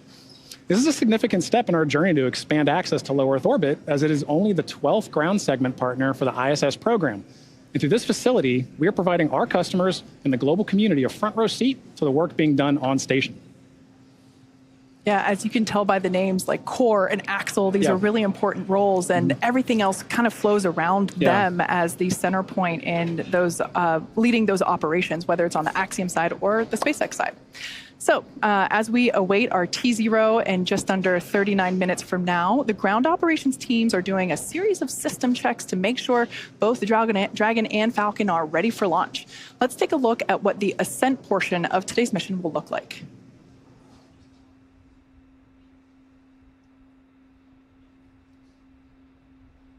Once we hit T-0, we'll watch Falcon 9 and Dragon lift off from historic Launch Pad 39A, which you have a great view of right now, and begin to make their ascent. At about 43 seconds into flight, Falcon 9's engines will throttle down to help us pass through the period of maximum dynamic pressure on the rocket, or what we typically refer to as max Q. It's worth noting that once we hit max Q, the vehicle will be going supersonic, or faster than the speed of sound.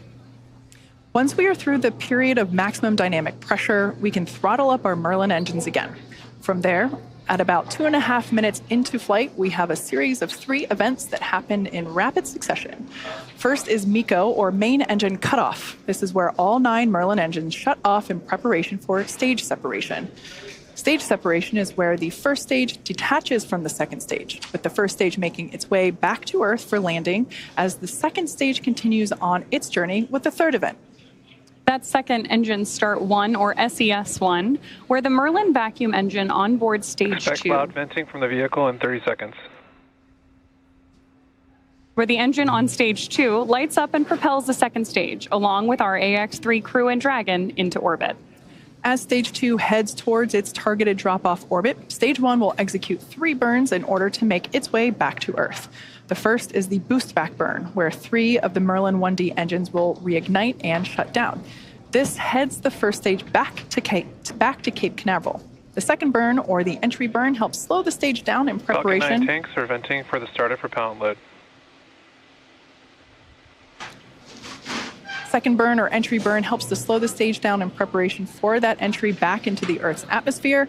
And about 90 seconds after Dragon gets into orbit, Falcon 9 will land back on Earth. The landing burn will bring the vehicle speed down rapidly in order to land back on land near the launch site about 8 minutes into the mission. And while that first stage is heading back to Earth, the second stage will cut off its Merlin engine that was ignited right after stage separation. Once this happens, we'll wait for confirmation of a good orbital insertion. Then, Dragon will begin preparations to separate from the second stage. About 3 minutes after the second stage reaches orbit, we should have a great view of Dragon with its 4-person crew drifting away from stage 2. Once Dragon is a short distance away, it will begin checking out its Draco maneuvering thrusters to make sure Dragon continues to increase separation distance from the second stage. The nose cone deploy sequence will initiate just before T plus 12 minutes and then finish around T plus 15 minutes. This will expose Dragon's docking mechanism in advance of its arrival at the International Space Station. For us, these Dragon missions are important for safely flying astronauts so they can conduct scientific research and other activities in space, but also because they are laying the foundation for the future where more people from more countries all around the world will have an opportunity to travel to space, whether it's low Earth orbit, the moon, Mars, or beyond. In the history of human spaceflight, less than 700 people have ever been to orbit. At SpaceX, we want to help create a future where not just hundreds of people, but thousands and ultimately millions of people can travel off Earth to live and work in space and on other planets. Last year, we flew 6 Dragon missions. This year, we could launch up to 8 missions, including 5 or 6 human spaceflight missions, and that's only going... Propellant load has started. All right, right now we just heard the call that Falcon 9 has begun loading its propellants, liquid oxygen, and RP-1 rocket-grade kerosene, so good news there. As I was saying, this year that could include 5 or 6 human spaceflight missions, and that's only going to increase in the future. Thus far, we've only launched crew missions from Launch Complex 39A, which is what you see on your screen now. However, to support our growing manifest of Dragon missions, we've recently made some new upgrades to our other Florida launch pad, Space Launch Complex 40, which you see there with a brand new crew access arm being lifted. We're on our way to having 2 launch pads capable of supporting human spaceflight missions, meaning we'll have more opportunities to fly people on Dragon to orbit. If you're interested in helping us advance the future of human spaceflight and potentially fly on a future Dragon mission, check out spacex.com/human spaceflight to learn more.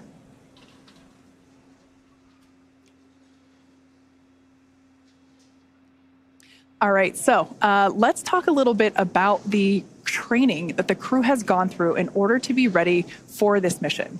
Altogether, the Axiom 3 mission crew spent about 35 days training inside Dragon, and crew members individually received additional training specific to their role, learning SpaceX protocols, ISS systems, and preparing for the science and outreach activities that they'll be conducting while in space. Private astronaut training is rigorous. To prepare the AX-3 crew for their mission, our teams here at SpaceX have spent the last several months teaching the crew about orbital mechanics, how to live in microgravity, and running simulations of full missions from inside our Dragon training capsules. The training program includes nearly 100 different lessons covering all aspects of flight. And if you're thinking it's kind of hard to tell what's the true training and what's the real capsule, that's true, because they're pretty much identical, and that's the point.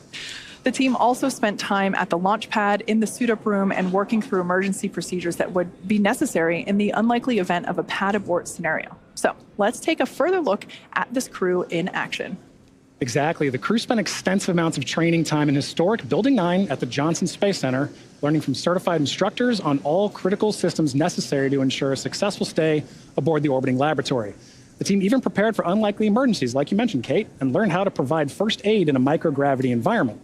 Additionally, they learned how to prepare food and make selections for their meals, as well as learning other mission control positions and how mission control operates to better ensure that mission success during their flight.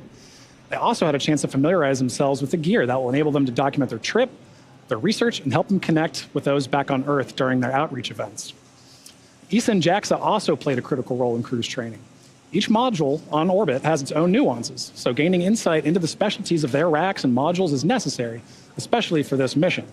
Extensive training on station navigation, on-orbit familiarization, emergency response, and repetition of walking through processes and procedures all help the crew maximize every second that they have during their flight. Simulating science research, operations, and even discussing how to sleep in space are all necessary lessons on the path to mission readiness. Now, the National Outdoor Leadership School, or NOLS, provides very unique Earth-based experience for many astronauts before they fly. This is really a bonding experience for the crew. It can't be overstated how much teamwork factors into every aspect of their flight together, and this training in particular aims to thoroughly establish that. They also focus on survival skills, resilience, leadership, equally as important as followership, and overall teamwork to ensure they really are more than just passengers on the same rocket. The camping and outdoor adventure provides a solid foundation for the team to build on throughout their training. NOLS was definitely a highlight of this crew's preparation and training, and you can hear it in their voices and see it on their faces when they talk about their bond with each other. Now, you can't truly experience flying into space until you fly into space. But some really unique tools have been developed to provide the closest experience possible. An altitude chamber can challenge the body with oxygen deprivation in a controlled and safe manner, while human-sized helium load has started. While human-sized centrifuges send the crew members for a spin to simulate the G-forces that they'll experience on launch and re-entry. It can be a bit nauseating, but it does help the crew know exactly what to expect on launch day. Now, at the end of it all, a mission patch is celebrated and it is hung in a tradition since the earliest days of spaceflight. So fittingly, as AX-3 heads to the International Space Station, the crew had the chance to be present for the patch hanging ceremony of their mission patch in Building 9 on that module in Johnson Space Center. Spaceflight is a serious business, but moments of levity and celebration like this help everyone pause and reflect on the incredible accomplishments being achieved every day. No matter how many patches join a canvas like this one, each one is incredibly special because of the people who make it possible. The crew and those here on Earth supporting each mission. So now for more on each crew member's portfolio, we're going to send you out to the Kennedy Space Center with Sonia Gavankar-McKay, the Axiom Space Director of Digital Strategy, who is joined by Axiom's Chief Scientist, Dr. Lucy Lowe. Building on the success from AX-1 and 2, now 3 has over 30 experiments, and some of them returning customers. Lucy, good to have you back. This is one of my favorite parts of the pre-launch broadcast because we get to talk about all the science that's happening. There's so much happening. It's over 350 hours of research, which is great. But do we think like this is going to help us here on Earth? Does it really? Absolutely. So everything the crew is doing, it has huge benefits, not only for spaceflight and advancing exploration goals for humanity, but a lot of the research they're doing is really based on benefiting humans down here on Earth, whether it's healthcare, medicine, different kinds of technology applications. Everything they're doing has really tangible benefits to science and technology back down here on Earth. If you had to summarize each of the country's portfolios, how would you do that? Italy, give me some words. They are doing some fantastic technical applications for the Italian Air Force, and they are doing some really advanced biomedical research as well with some of their companies that they're working with. Excellent. Türkiye, it's all about bringing all of Turkey together. Exactly. Turkey has a truly national portfolio. They have everyone across the country getting involved, from researchers at universities all the way down to school children. ESA and Sweden, what's their portfolio looking like? ESA has a very strong focus on research for advancing technology for exploration. So they have lots and lots of really cool technology demonstrations that are going to help human exploration in space in future. And tech demos as well. Do you as chief scientist, is that tech demos a different thing, or is it then research, or all part of the same wonderful pot? They're very much part of the same pot. So all the technology demonstrations that take place are built on a lot of research, and they often feed into future research that will take place to keep crew safe or to benefit human health here on Earth. Okay, so let's dig in a little bit deeper, starting with Italy. They have the ISOC services for the ISS. Tell me a little bit more. Yes, so this is a project from the Italian Air Force, which is the Italian Space Operations Center, where they've developed some software that's actually going to be analyzing debris in space. Which is a huge problem. It's a huge problem. We need to know where stuff is going and stuff is flying so that we can make sure that the space station is out of the way of those kinds of impacts. So that software is also going to be doing some space weather forecasting to help keep crew safe in future. Space weather forecasting? Yes. Looking at different kinds of space weather from solar flares, for example, that can actually release damaging radiation that can not only damage human cells, but can also damage the electronics in a spacecraft. So you want to avoid that when you can. Makes sense. Beta amyloids aggregation updated. Yes. This is about Alzheimer's research. Exactly. So beta amyloid is a protein that aggregates together. It forms clumps. It forms amyloid plaques that are found in the brains of humans with Alzheimer's. If we can understand how those aggregates form better, which we can use microgravity to really investigate that, then we can gain insights into Alzheimer's disease and how this terrible neurodegenerative disease can form, or potentially how we could even treat it. And you talked about that weather forecasting, which is part of radiation. That's a big part. So briefly tell me about the Italian portfolio with radiation research. Exactly. So they have got some light ion detector hardware that they have built that is going to be analyzing the real-time radiation risk from this kind of space weather. And we also have some companies that have got some advanced materials that they've developed that is designed to shield from some of this radiation in future. Okay, let's talk about the country of Turkey's research portfolio, the Turkish Space Agency, otherwise known as TUA.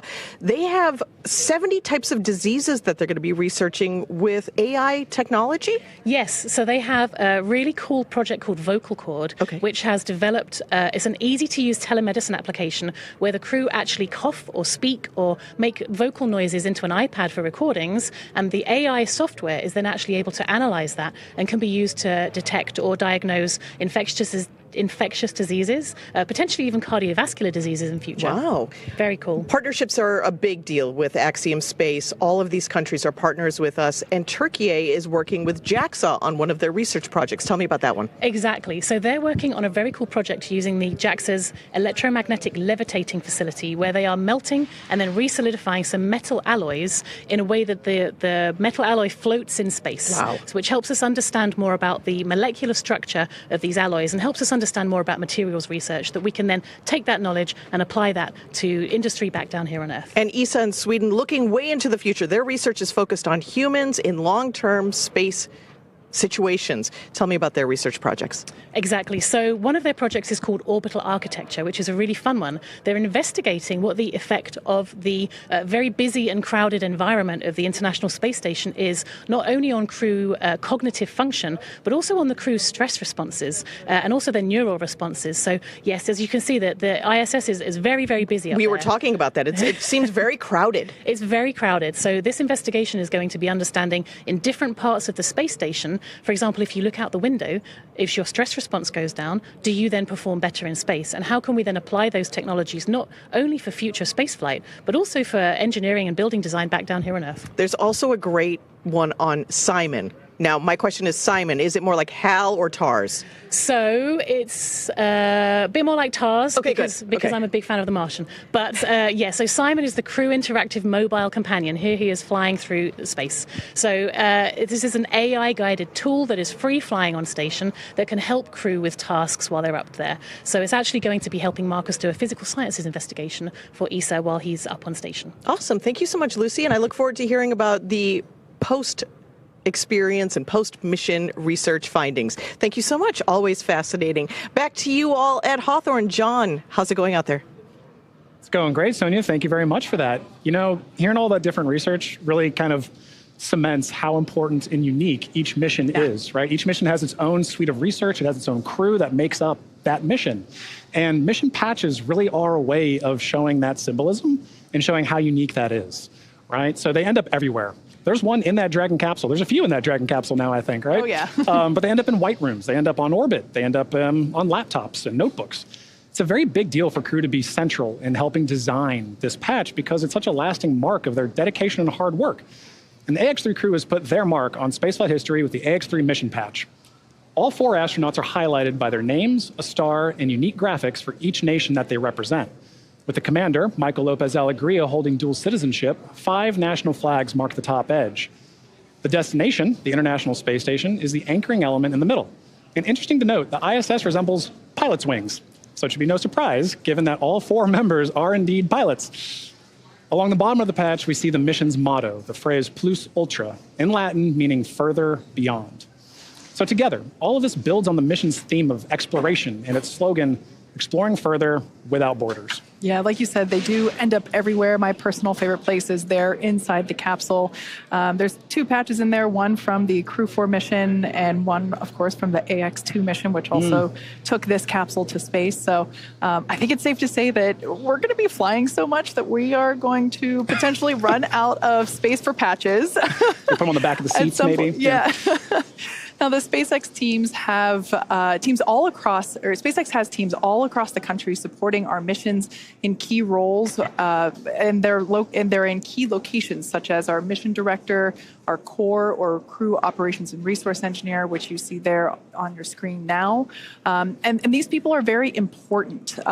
We keep talking about the countdown, and this launch countdown is the framework that syncs all of these teams up together. It's incredibly important. Yeah, you're absolutely right. We've heard a lot of that today, right? As we're talking, we're hearing these loops or nets, right, of all these flight controllers talking. That's because communication is key. The entire mission, from launch, on orbit, all the way back down to splashdown, is a tightly choreographed dance between all of those parties, and that's where communication comes in. For sure. It's precise communication specifically is paramount throughout the mission in order to be successful, not just for today and on the way to the station, but continually for the next 2 weeks, all the way through splashdown. Like I mentioned before, we have another team supporting the capsule that's on station for Crew 7. So yeah, it's all the way through until the mission is complete. Exactly, and highlighting that communication, you see those 2 teams just on your screen there. Those are 2 of the many that work together. So to help facilitate that comm, Axiom Space is connected with that entire network of participants through MCCA in Houston, our mission control center at Axiom headquarters.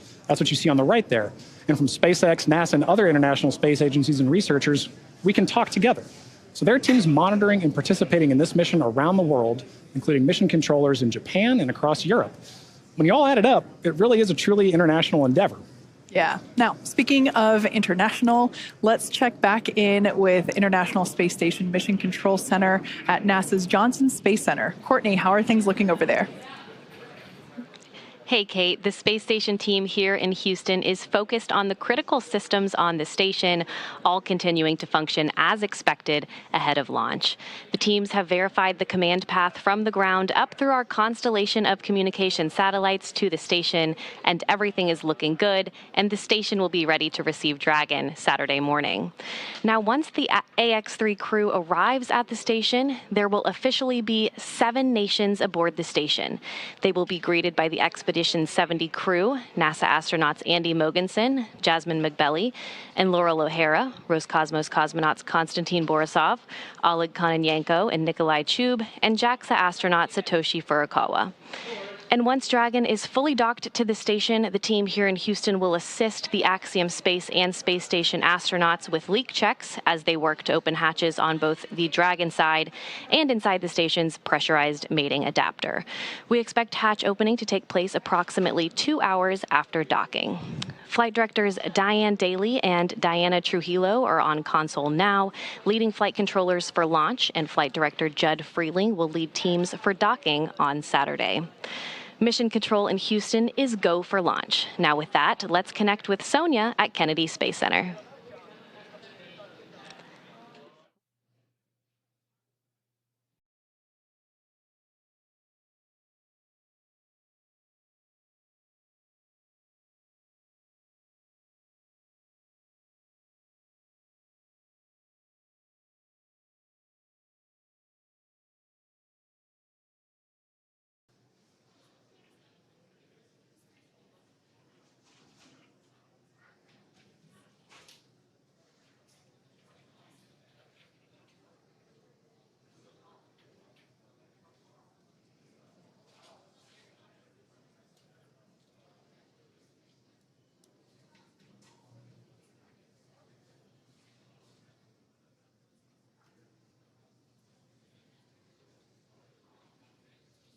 All right, for those of you that have recently tuned in, we are now within 20 minutes until the launch of AX-3 to the International Space Station. Officially, T-minus 18 minutes on the dot. We've had a pretty clean countdown so far today. As I mentioned before, this launch countdown is the framework that syncs everybody together. We have teams in Houston, here at SpaceX headquarters in Hawthorne, California, of course at the Cape itself, firing room 4, and everything is proceeding nominally. The reports that we heard earlier during the post-crew ingress briefing was that the weather was great, although we can see here on our screen a little cloudy, but we see some blue skies through there, so love to see that. We also heard that the team was working no major issues. Both Falcon and Dragon remained healthy. At T-minus, I believe it was 35 minutes. Yeah, T-minus 35 minutes, we began prop load or propellant loading. We now see some of these white clouds billowing from the vehicle. This is totally normal during this propellant load phase. We are currently loading our super chilled, also known as densified liquid oxygen onto the vehicle, as well as rocket-grade kerosene, or RP1. We will continue to see these clouds kind of forming, and we'll get even more of them right after those closeout lines complete at T-minus 3 and 2 minutes, when both the first and second stages complete all of its propellant loading. Like I said, everything continues to look great. The crew is currently strapped into their seats. There's a 5-point safety harness. You can think of it like a seatbelt, but it's a little bit more advanced than that. Actually, we see a live view of the crew there waiting so patiently as we are getting... All right, so there we heard that call out that stage 2 LOX load has initiated. That is that super chilled liquid oxygen being loaded onto the Falcon 9 second stage, which of course is the part of the rocket just below that black and white trunk section that we see there on screen. So the crew, at this particular view, the person on the far left is Marcus Wandt, one of our mission specialists. To his right is pilot Walter Villadei. To his right is Commander Michael López-Alegría, or MLA, and on the very far right, mission specialist Alper Gezeravcı. Fun fact for today's flight, it is the first time that we have a repeat flyer on Dragon. That's Commander MLA. He flew on the Axiom 1 mission, and it's so exciting to see him flying once again in Dragon today. He's pretty much an expert at this point. Yeah. All right, well, thank you for that update, Kate. And now for an update from Sonia Gavankar-McKay at Kennedy Space Center with Deputy Administrator Bill Nelson. Thanks so much, John. I'm now joined by NASA Administrator Bill Nelson. Thank you so much for joining us. We're so very close. NASA has so many decades worth of great relationships in the private sector with the commercial sector. Is this a winning strategy for the future? I know NASA is looking now further than LEO into going to the moon and even further. What does this look like going further, and what are we building on? It's the new era of the golden age of space adventurism. We go back to the moon, for example, not only with our commercial partners, and, the 2 landers will be built by commercial companies, but we also go back to the moon with our international partners. Right.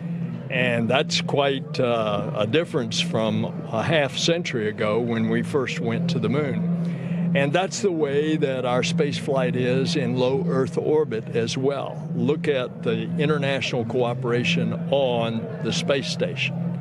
Look at now the commercial operation on the space station as evidenced by this flight here today. This moment really is that culmination of that international partnership, private, commercial, all of these things building on each other. How important is this for NASA to develop these commercial partnerships and across varying fields? I mean, Axiom Space, of course, building the Axiom Station. We're working on the suits that'll be worn on the moon by the Artemis crew. How important are these partnerships for NASA? Well, it's essential. We want to get out of low Earth orbit. We want to go and explore the cosmos. And so the more that we can bring commercial business off the face of the Earth up to low Earth orbit, and, for example, replace the International Space Station when it ages out in 2030 with a commercial space station that then we can become a person who rents space to train our astronauts before we send them out to the moon and on to Mars. Or the business aspect, pharmaceutical research, pharmaceutical production, all kinds of different research utilizing the properties of microgravity in space. So you're seeing the Axiom Station as an expansion of the area that is available to do this work, and this dynamic shift between NASA and organizations like Axiom Space really offers something new to the landscape. This really is the next golden age, isn't it? Well, and Axiom is one of several that are now with incentive money from NASA building their concepts of a space station for low Earth orbit. And I am certainly hopeful that they are going to be successful, and that increasingly as they do research in space, they're finding out that there's a business case in order that they can actually have a profitable business. Well, that's what we're looking forward to, and we're looking forward to just this great moment as we build these partnerships, these relationships. Thank you so much for having us here and for being part of this broadcast and sharing this wonderful moment for all of our organizations, SpaceX, Axiom Space, NASA, working together as usual, right? Thank you so much. Thanks so much, Senator. Thanks for joining us. Go AX-3. Go AX-3, that's right. As we charge towards terminal countdown to launch, Michael López-Alegría, today's commander, has a special message for his crew. Let's take a look. Man, I am excited. We're getting very close. As we get to these last few minutes, I want to make sure we take a second to thank the training teams that got us here, that prepared this very professional team of astronauts to go to the International Space Station on this very historic mission. First, the NASA teams, both at Johnson Space Center in Houston and at Marshall and Huntsville, Alabama.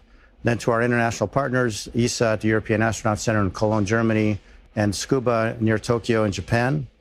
And the Axiom team, whose help really was important when it got down to training for all the payloads that we'll be doing, over 30 experiments, as I think you've heard. So we're excited and very thankful to all those guys, but last but not least, to the folks in whose very capable hands we find ourselves right now, that's SpaceX. Thanks to everybody. Without you, we couldn't have been here. Now let's go do it.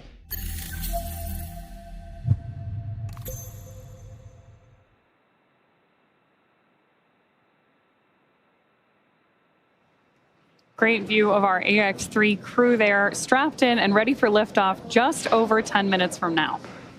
Dragon SpaceX, confirm crew displays are configured for launch.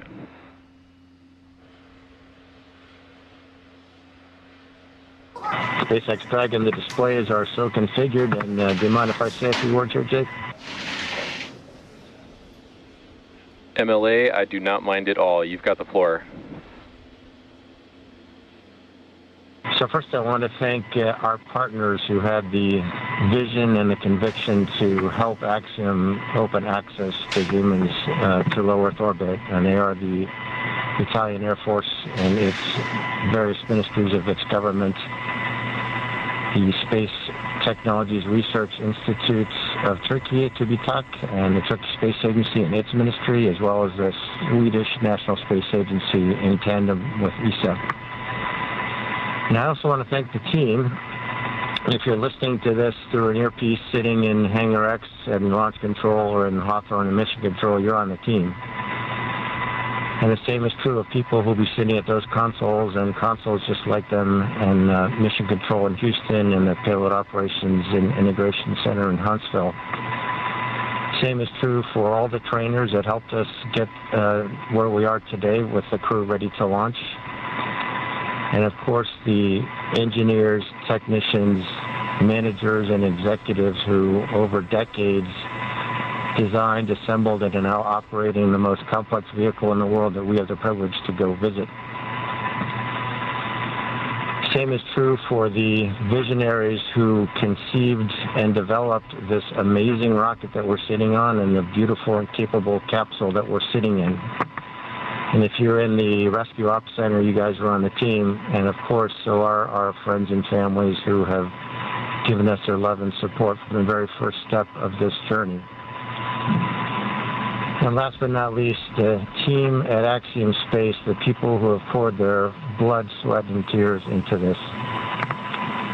To the four of us that are lucky enough to man the good ship Freedom at this point, are humbled to be on the team. We're grateful to our teammates, and we are go for launch.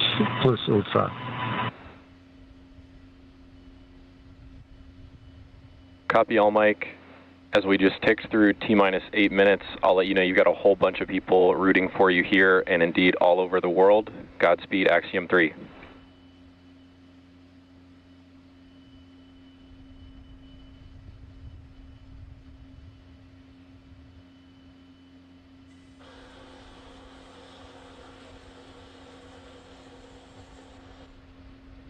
Some really nice words there coming to us from Commander Michael López-Alegría. We are now approaching 7 minutes until liftoff of the AX-3 crew. The next event that we'll hear is that stage 1 engine chill has begun. Engine chill has started. And just on time, that call out tells us that we are now flowing a little bit of the super chilled liquid oxygen through the engines, through those turbo pumps to help bring the temperature down of that hardware. This helps us to reduce any chance of thermal shock whenever the full flow of that super chilled liquid oxygen flows into the engines.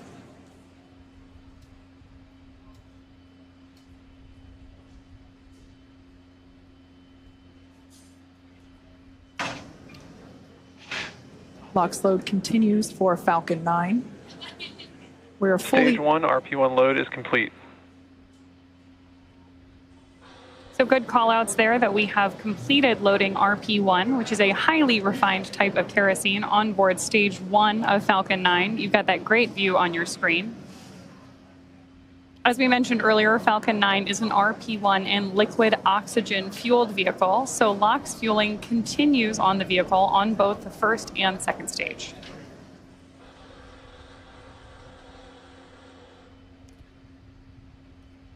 Blue skies there at the launch site. We're launching out of pad 39A at Kennedy Space Center.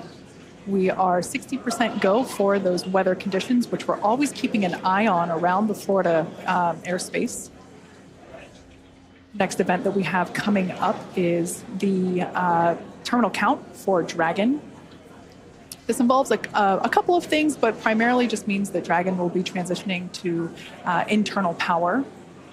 Great view there of the Dragon capsule, as well as the Dragon trunk, which is the unpressurized section just below the pressurized section, which of course is where we have the crew sitting. Propellant remains underway. We are completely loaded with all of our RP1, that rocket grade kerosene. We're still underway. Falcon 9 tanks are pressing for strong back retract. Dragon is in configure for terminal count.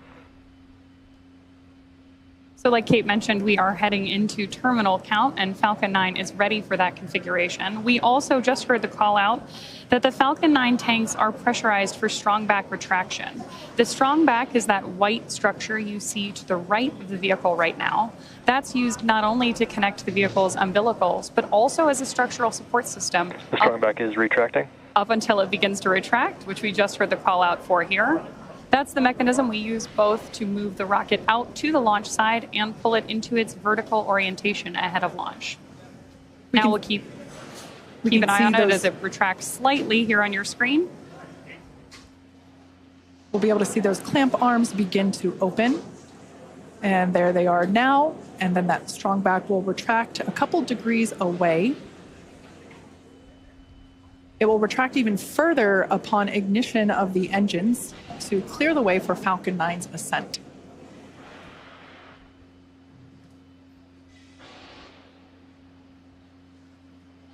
As I mentioned before, RP1 is completely loaded onto the vehicle. We're still loading liquid oxygen onto the first and second stage. And obviously some happy cheers as the crowd is growing outside of Mission Control Hawthorne, as you see there on your screen. It's always awesome to have an astronaut launch, but especially one during the day.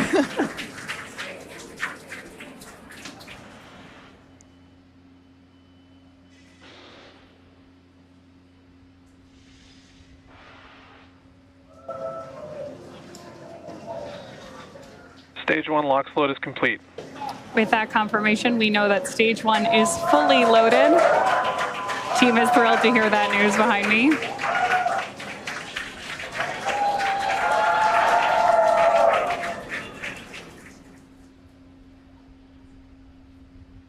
At liftoff, stage 1 combined between that RP1. Dragon is in terminal count and is on internal power. There is confirmation that Dragon is on internal power and headed into the final minutes of our countdown.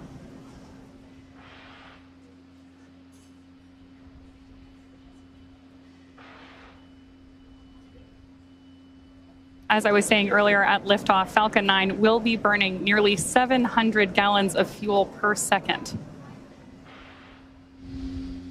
Great views there, too, of our crew inside Dragon, awaiting liftoff just over 2 minutes from now.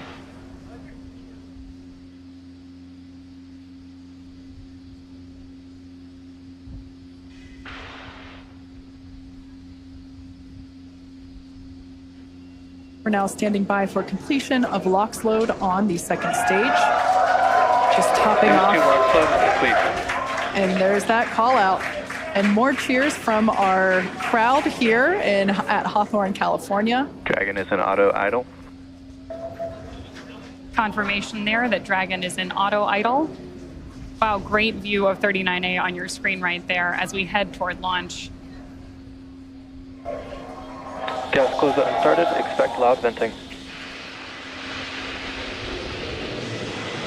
Call out to our crew there that loud venting is expected.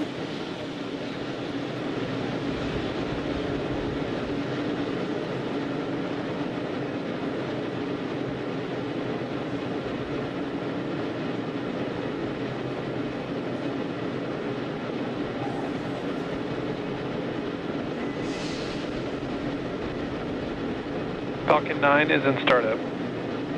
There's that Dragon is in countdown. confirmation that Falcon 9 is in startup and Dragon is in countdown, which means that the vehicles are now controlling the final seconds as we lead up to liftoff. Dragon, SpaceX, go for launch. And there's confirmation from our flight director. Go for launch. We are go for launch. T-minus 30 seconds.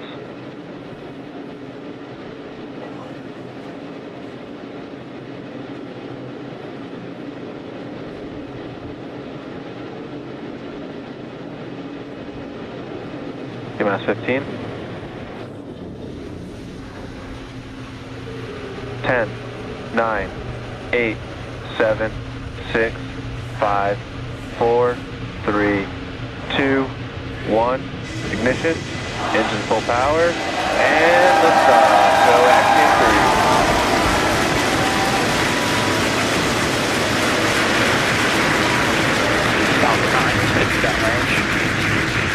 3. Further beyond, opening the door for more to follow. Godspeed AX-3. Stage 1 propulsion is nominal.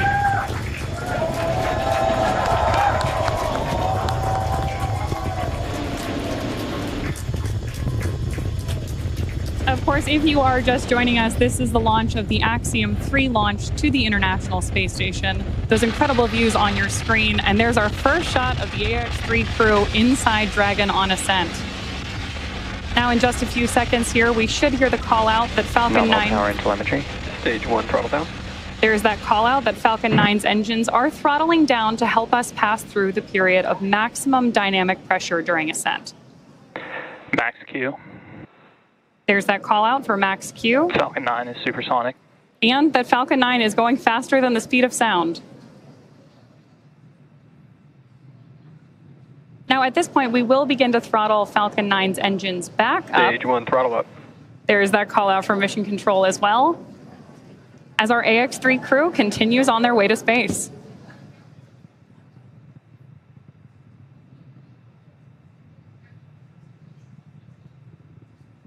We're now T plus 1 minute and 32 seconds into flight. The next event we have is MVAC chill, similar to what... MVAC chill underway. There's that call telling us that, again, we're flowing a little bit of that super chilled liquid oxygen. Stage 1 Bravo. Copy 1 Bravo. That call there was one of the abort mode callouts that the crew is calling out as they are making their ascent on Falcon 9. Now, we're less than 30 seconds or a few seconds away from 4 events that will happen in rapid succession. Main engine cutoff, or MECO, as it's there on the bottom of your screen, stage separation, ignition of the first stage engine, and the first stage's boost back burn.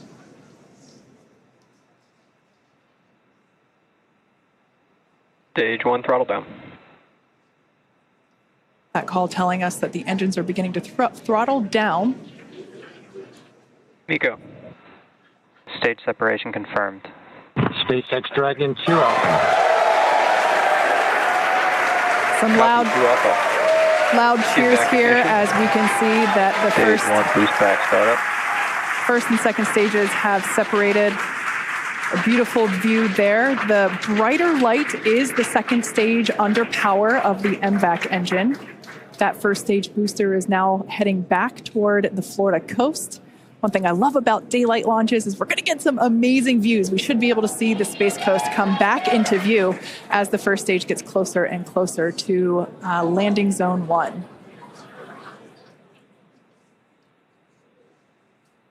Note that that first stage is actually still coasting to its apogee. So it's about, as you can see there on your screen, 114, 115 kilometers above the Earth's surface. And it's going to keep coasting for a little bit.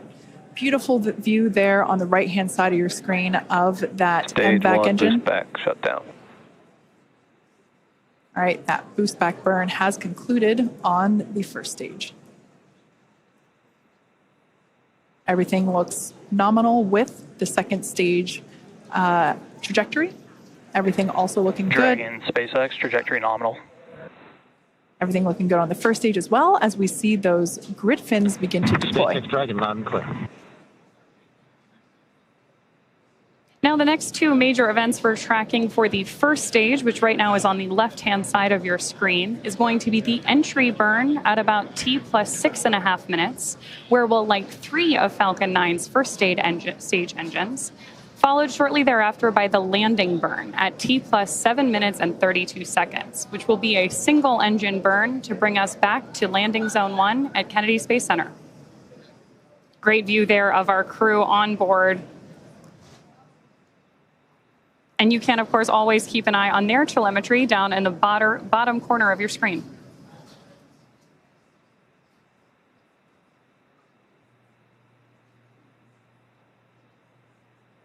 At this point, we should be just about a minute and a half away from that entry burn start. SpaceX trajectory nominal. Good call-outs there that we continue on a nominal trajectory with Dragon. SpaceX Dragon, we copy. And acknowledgement from the crew. These are incredible views on your screen right here. Again, the left-hand side of your screen is stage 1, making its way back to Florida. And stage 2, you see that MVAC engine burning, taking our AX-3 crew to orbit.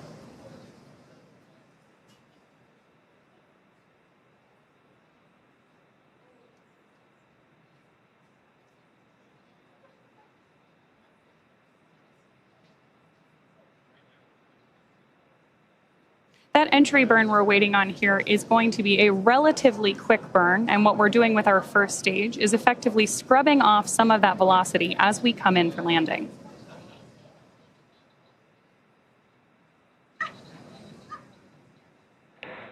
Dragon, SpaceX, trajectory nominal.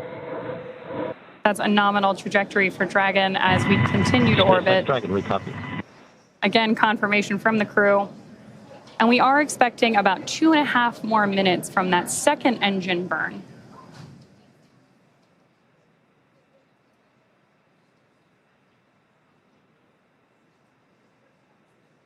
Stage 1 entry burn startup.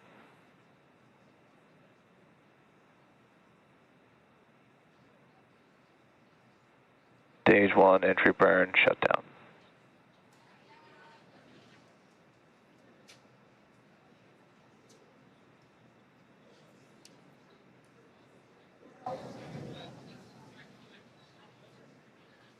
As we heard the call out, that entry burn has concluded.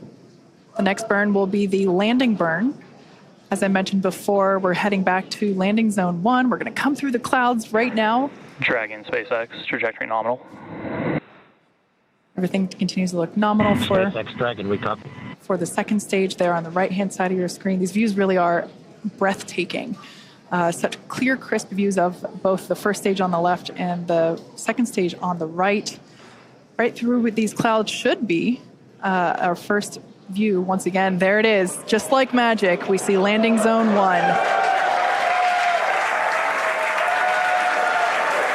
Crowds cheering here at SpaceX Mission Control Hawthorne as we tune in to see if we stick the landing.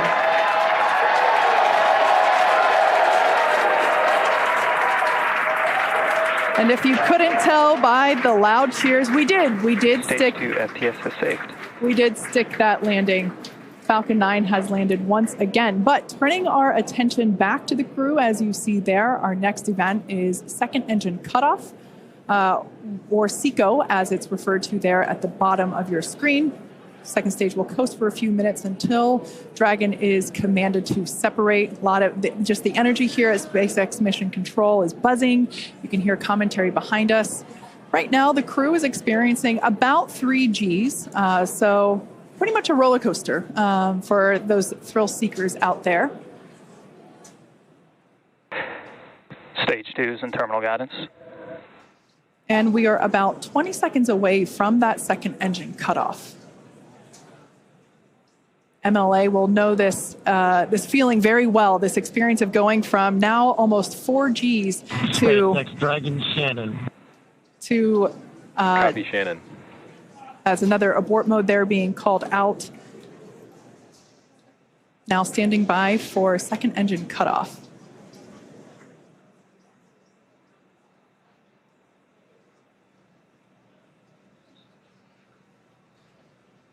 Invac shutdown.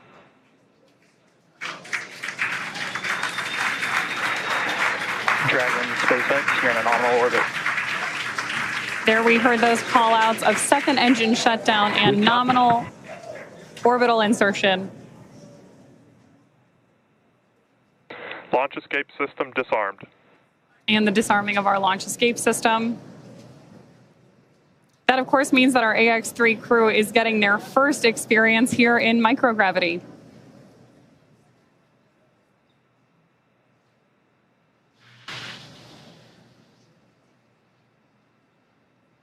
Right now, Dragon is performing a series of onboard checks to ensure that we're ready to begin actuating those Draco maneuvering thrusters on board the vehicle.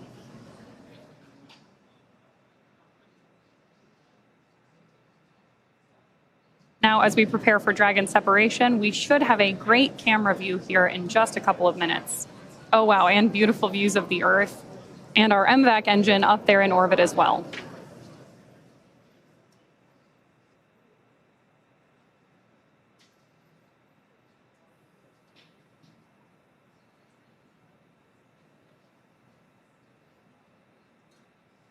Views there as we await that separation.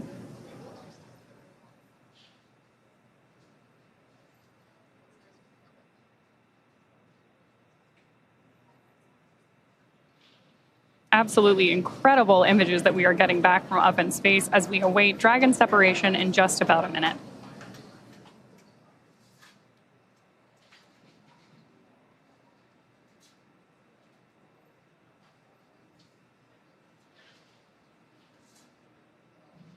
More views there of our AX-3 crew on board Dragon.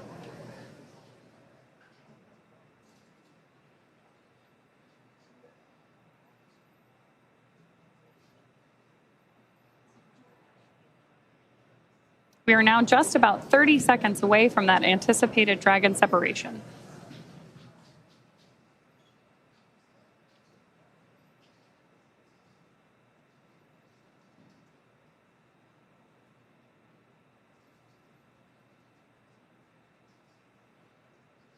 Starting to see the crew there play a little bit with the fact that they are operating in microgravity.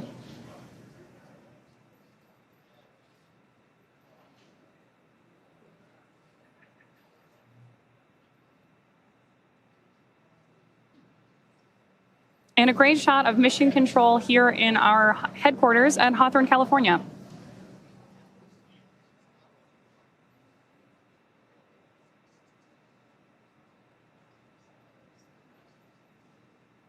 This camera view here is taking a look at Dragon. What we're waiting for is nose cone deployment, among other things, which, as Kate mentioned earlier, there we go. Dragon separation confirmed. As you can see, Dragon has separated from the second stage. A pretty cool view here looking up at the heat shield that will return the AX-3 crew back to Earth in just about 2 weeks. So this is our first view of AX-3 flying free.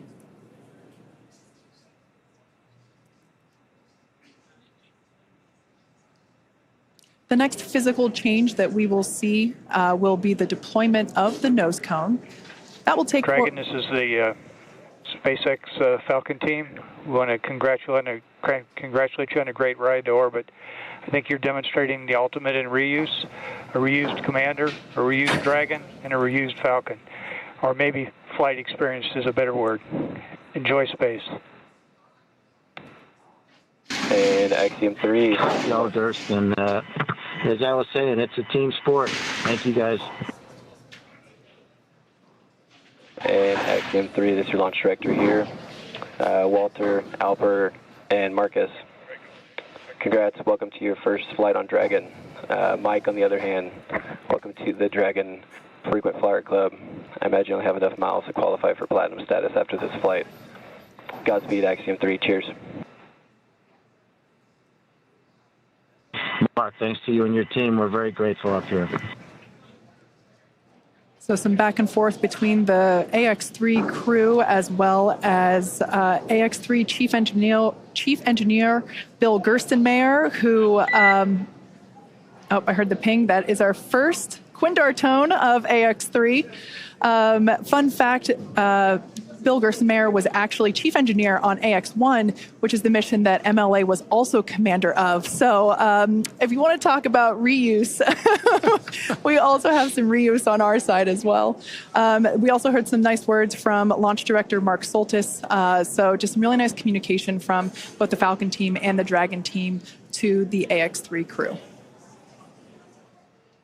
And with that, our AX-3 crew is in orbit and on their way to the International Space Station. Obviously, great views of the crew there. And now mission control, again, that's... SpaceX Dragon. Jake, any chance you could encode one of the centerline cameras? We could watch the nose cone. The crew's getting right into it. I love it. Dragon, we copy on the request.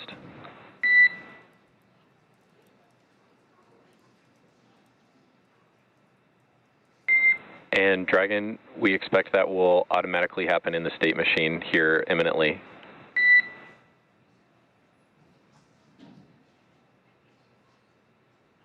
So with that, we are going to throw it back over We see hooks still traveling. Okay, we stand by.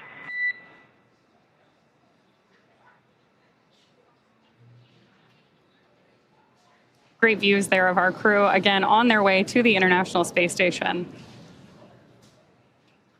And already getting right down to the business of operating Dragon.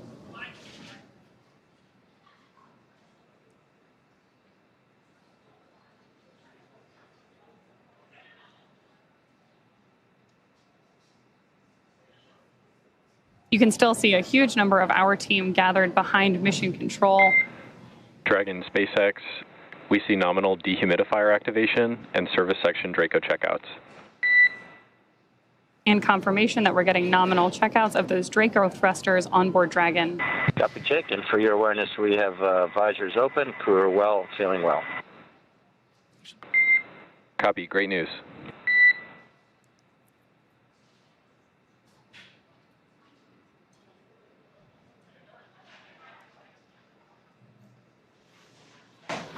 So for those of you that have just recently tuned in, AX-3 is in space. The crew is experiencing their first taste of microgravity.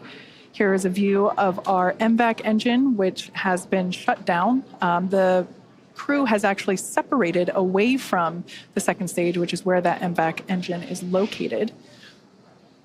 We are standing by for nose cone deployment. This takes a few minutes to complete as there are 2 sets of hooks that need to be opened independently of each other. By deploying the nose cone, we are able to expose the docking mechanism, which is, of course, what the crew will utilize, what Dragon will utilize to autonomously dock with the International Space Station.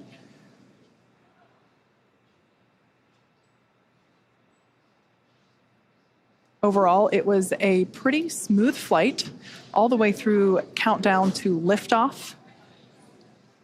We're now approaching 17 and a half minutes into flight.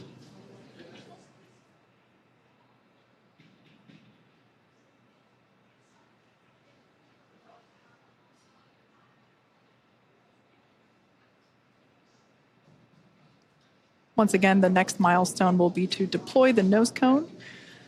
This is basically the last physical change that Dragon will undergo in order to begin its journey. Well, not really begin, it's already on the way, but in order to be ready for its approach to the International Space Station.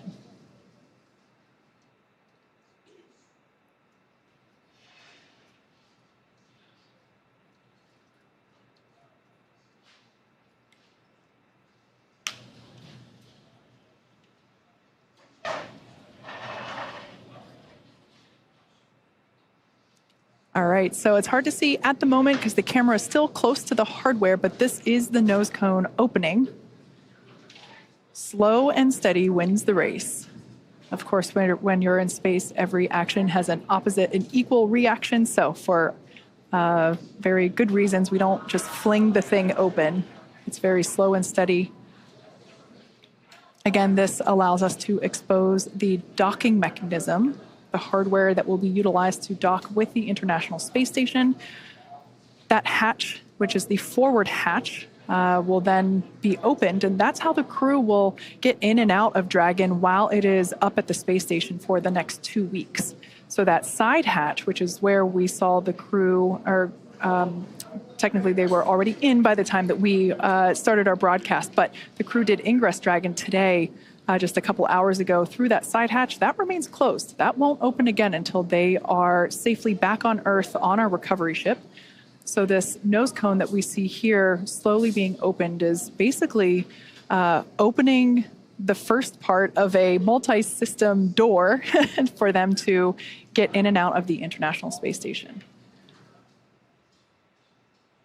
I mentioned before that docking is autonomous. That means that Dragon does the steering itself. Our pilot, Walter Villadei, has the training and the capability to take control if necessary, but nominally speaking, Dragon flies on autopilot. It does the thinking and the calculation itself, which at the end of the day is ultimately much safer than human steering, as there's more that humans are prone to error because we are human.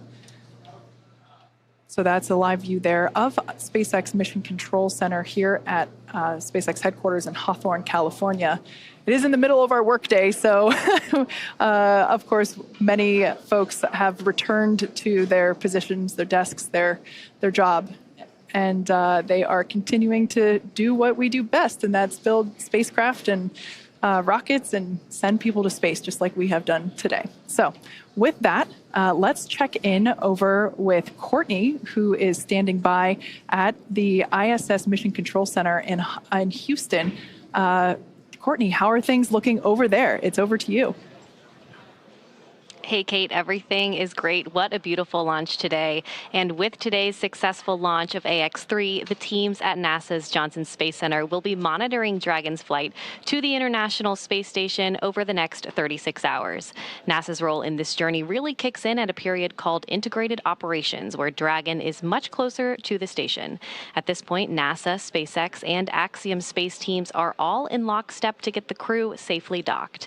The teams here are preparing for a docking docking of AX-3 to the station on Saturday morning.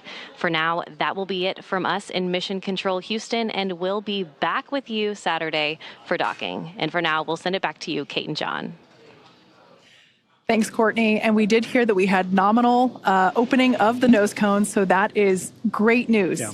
Now, over the next 30 hours, 30 plus hours really, Dragon will execute a series of burns to gradually raise and line up the AX-3 crew for docking with the International Space Station and what we refer to as the activation and rendezvous phase of the mission.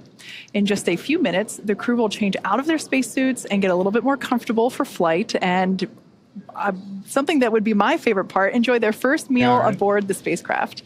Over the course of their flight, they will have a rest period that will last for about 8 hours.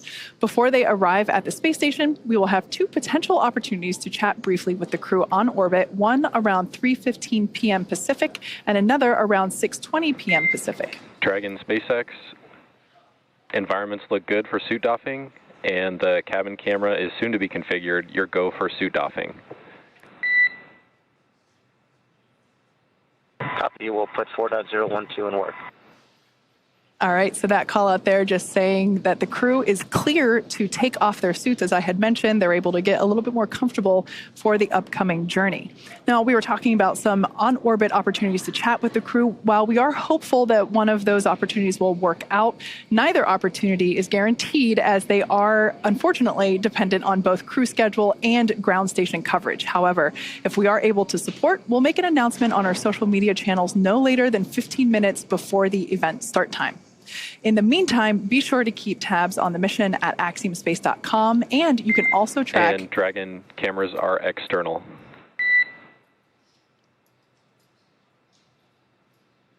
You can also track Dragon's flight on spacex.com/launches.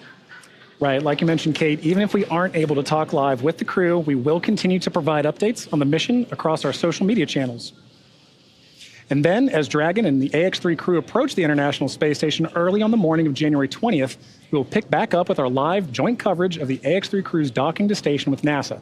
So please keep an eye on Axiom and SpaceX social channels for updates, as there will be plenty of incredible moments to share with you over the course of their mission. So from all of us at Axiom Space, thank you SpaceX, thank you NASA, and thank you for tuning in. This is just the beginning, and we hope to see you soon.